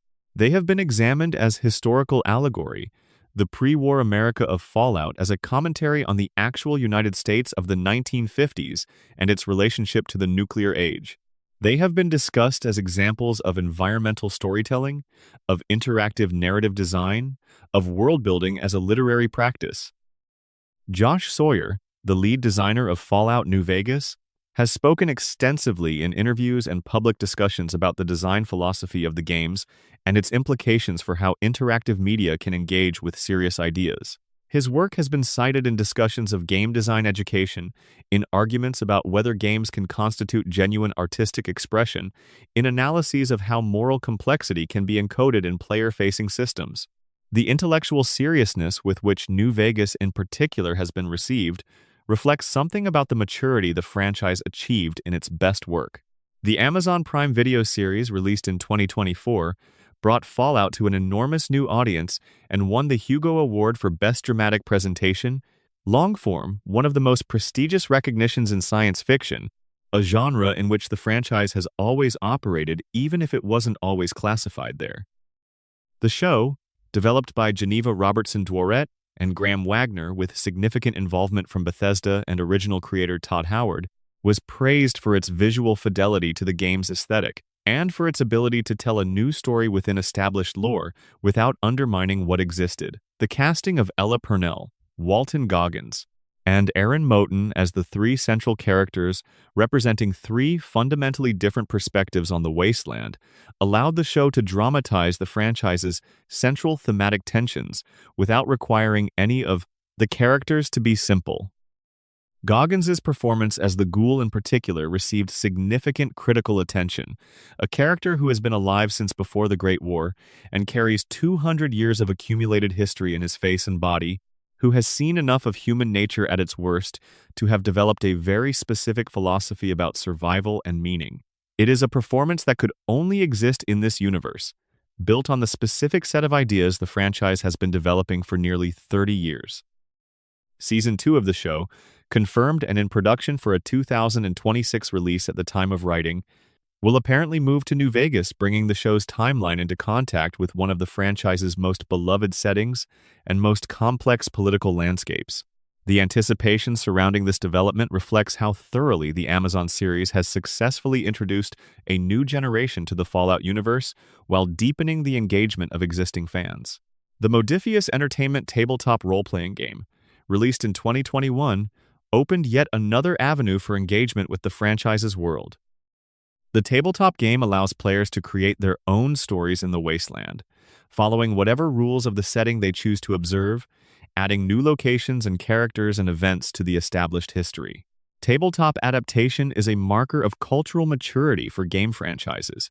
It indicates that the world has enough depth and flexibility to support creative engagement on terms not set by the original developers. Fallout's merchandise presence has expanded significantly over the franchise's life, from collectible figures to apparel to the licensed construction toy sets that allow fans to build their own versions of wasteland locations. These are not unusual developments for a successful franchise, but the specific aesthetic of Fallout merchandise, the retro-futuristic design language, the specific color palette, the visual vocabulary of the vaults, and the robots and the power armor has proven unusually distinctive.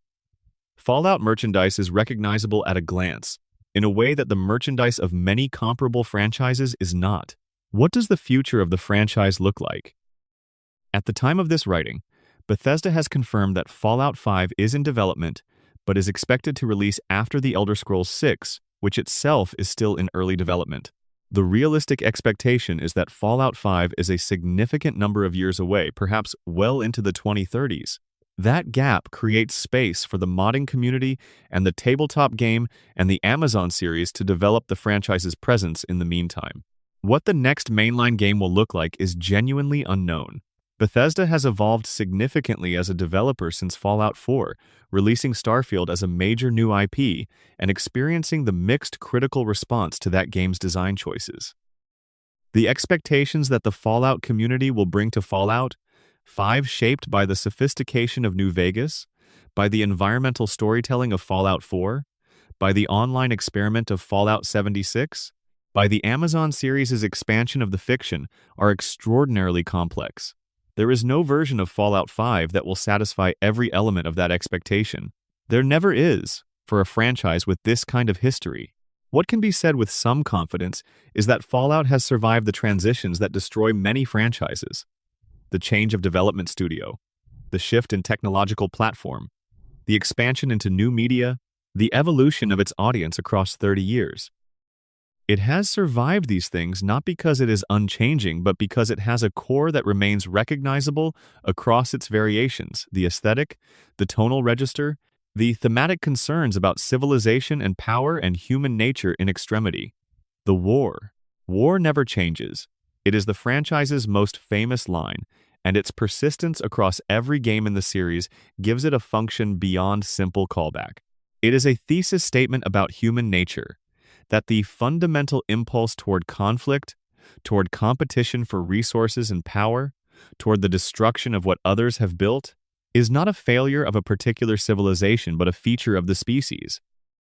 The bombs fell because of everything that human beings are, and not because of any singular malfunction that could have been corrected.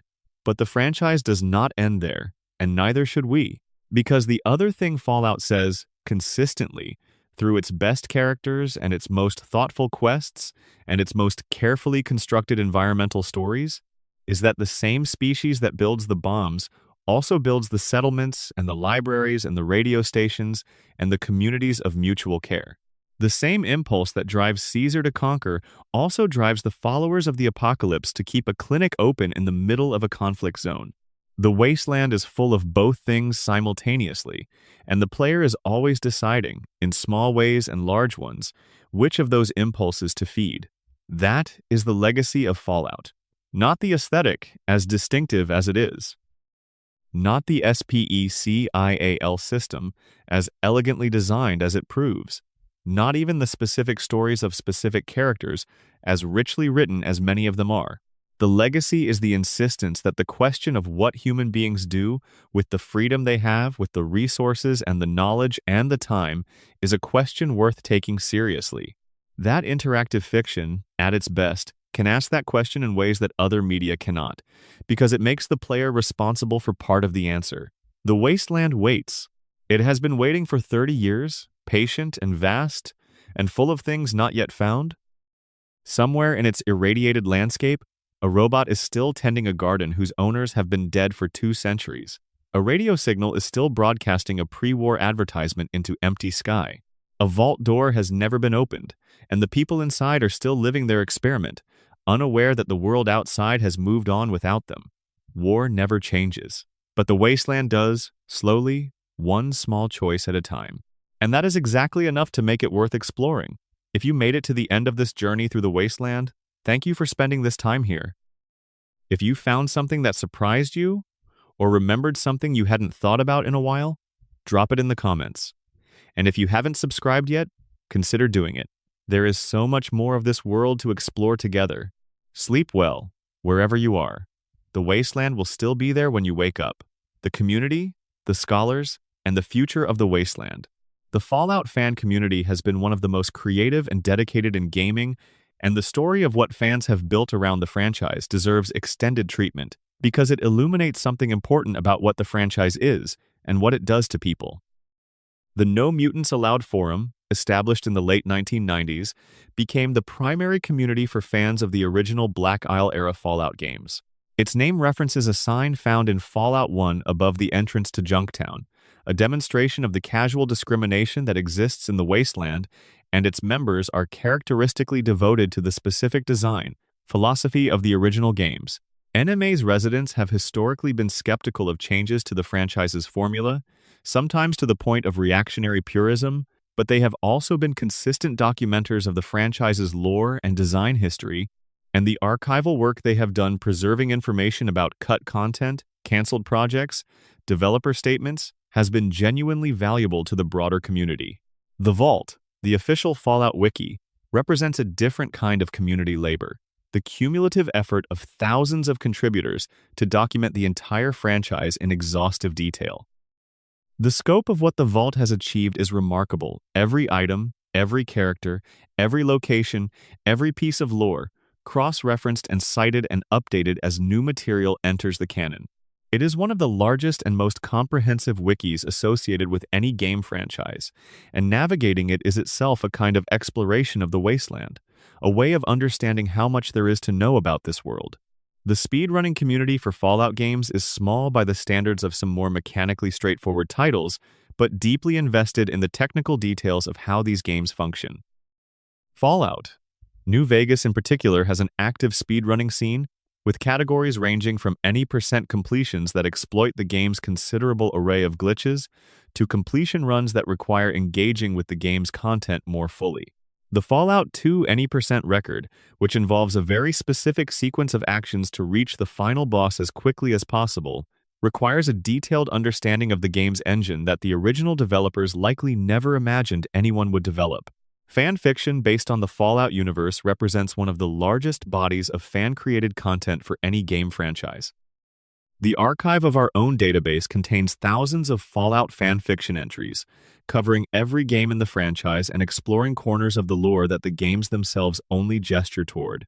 The quality varies enormously, as it does in all fan fiction communities, but the best of it represents genuine creative engagement with the franchise's themes and characters' stories that explore what happened before or after the events of the games, that examine the inner lives of characters, the game's present only in outline, that engage with the moral questions the franchise raises and try to work them through. The Fallout franchise's relationship to actual post-apocalyptic fiction to the literary tradition it is part of rather than the game tradition is worth examining. The novel The Road by Cormac McCarthy occupies similar thematic territory and was published in 2006, the same year Bethesda was developing Fallout 3. There are scholars who have examined both works as parallel engagements with the same cultural anxieties about environmental destruction, institutional failure, and the obligations of parents to children. The comparison is illuminating partly because the two works reach such different tonal conclusions. McCarthy's world is stripped of everything, including hope, while Fallout's Wasteland consistently maintains the possibility of something better even in its darkest passages. Walter M. Miller Jr.'s A Canticle for Leibowitz, published in 1960, is the most frequently cited literary precursor to the Fallout universe's specific concerns: the preservation of knowledge across cycles of civilizational collapse, the role of institutions in both preserving and perverting that knowledge. The question of whether human beings will simply repeat the same mistakes given sufficient time. The Brotherhood of Steel, in their function as preservers of pre-war technology, echo the monks of Miller's novel in ways that some of the franchise's developers have acknowledged directly. Philip K. Dick's exploration of what constitutes authentic humanity. Do androids dream of electric sheep? Being the most obvious example, resonates with the questions Fallout raises through its synth storyline. The question of whether a being that can think, feel, form relationships, and develop a sense of self deserves the same moral consideration as a biological human is not resolved in Dick's novel either, and the Fallout franchise's engagement with the question suggests awareness of that literary tradition. The academic literature on Fallout has grown significantly in the last decade. There are journal articles examining the franchise's treatment of gender and race. There are essays on its political philosophy and its relationship to American political history. There are analyses of its narrative design as a contribution to the theory of interactive storytelling. There are discussions of what its retrofuturism tells us about how real historical periods are remembered and reimagined by later cultures. The franchise has achieved the status of a serious subject of cultural study, which is a marker of its cultural significance that goes beyond commercial success. One particularly interesting area of scholarly attention has been the franchise's treatment of capitalism and corporate culture. Vault-Tec, Nuka-Cola, Robco, General Atomics, the corporations of the Fallout universe, are depicted with a kind of cheerful malevolence that reads, to many analysts, as satire of real corporate culture. The gap between the corporation's public-facing optimism and their private practices, the Vault experiments, the deliberately addictive formulas, the weapons research conducted without ethical oversight, mirrors critiques of real corporations made with genuine anger. Whether the franchise intends satirical critique or simply uses corporate malevolence as convenient narrative shorthand is a question that has generated genuine critical debate. The Nuka World DLC's treatment of raider culture is another area of significant scholarly interest. The DLC invites players to work with raider gangs in ways that the mainline game does not, and the specific subcultures of those gangs, the disciples with their pleasure and cruelty, the operators with their mercenary professionalism, the pack with their animal hierarchy philosophy, have been read as commentary on how violence organizes itself into culture given sufficient time and isolation. Whether these readings are fully supported by the material or are projections onto content that was simply trying to be entertaining is another one of those productively unresolved questions. Fallout 76's experimental premise, what happens to a Fallout game when there is no authored history? When the Wasteland story is created by the players who inhabit it, rather than by a development team, generated extensive discussion when the game launched, and continues to generate it as the game has evolved. The player communities that have formed in Fallout 76, the cultures and economies and conflicts that have developed organically between players, are themselves a kind of Fallout experiment. What do human beings build when given a wasteland and left to their own devices? The answer, as with the Vault experiments, is not simple. There is genuine community. There are players who have dedicated enormous time to rebuilding civilization in the form of elaborate CAMP constructions, player-operated shops, community events. There are also players who have spent their time griefing and exploiting and disrupting. The Fallout 76 community is, in other words, the wasteland, a mixture of the best and worst that people are capable of, and no clear resolution to the question of which will win out. The franchise's future, whatever form it takes, will be shaped by this community as much as by any development team.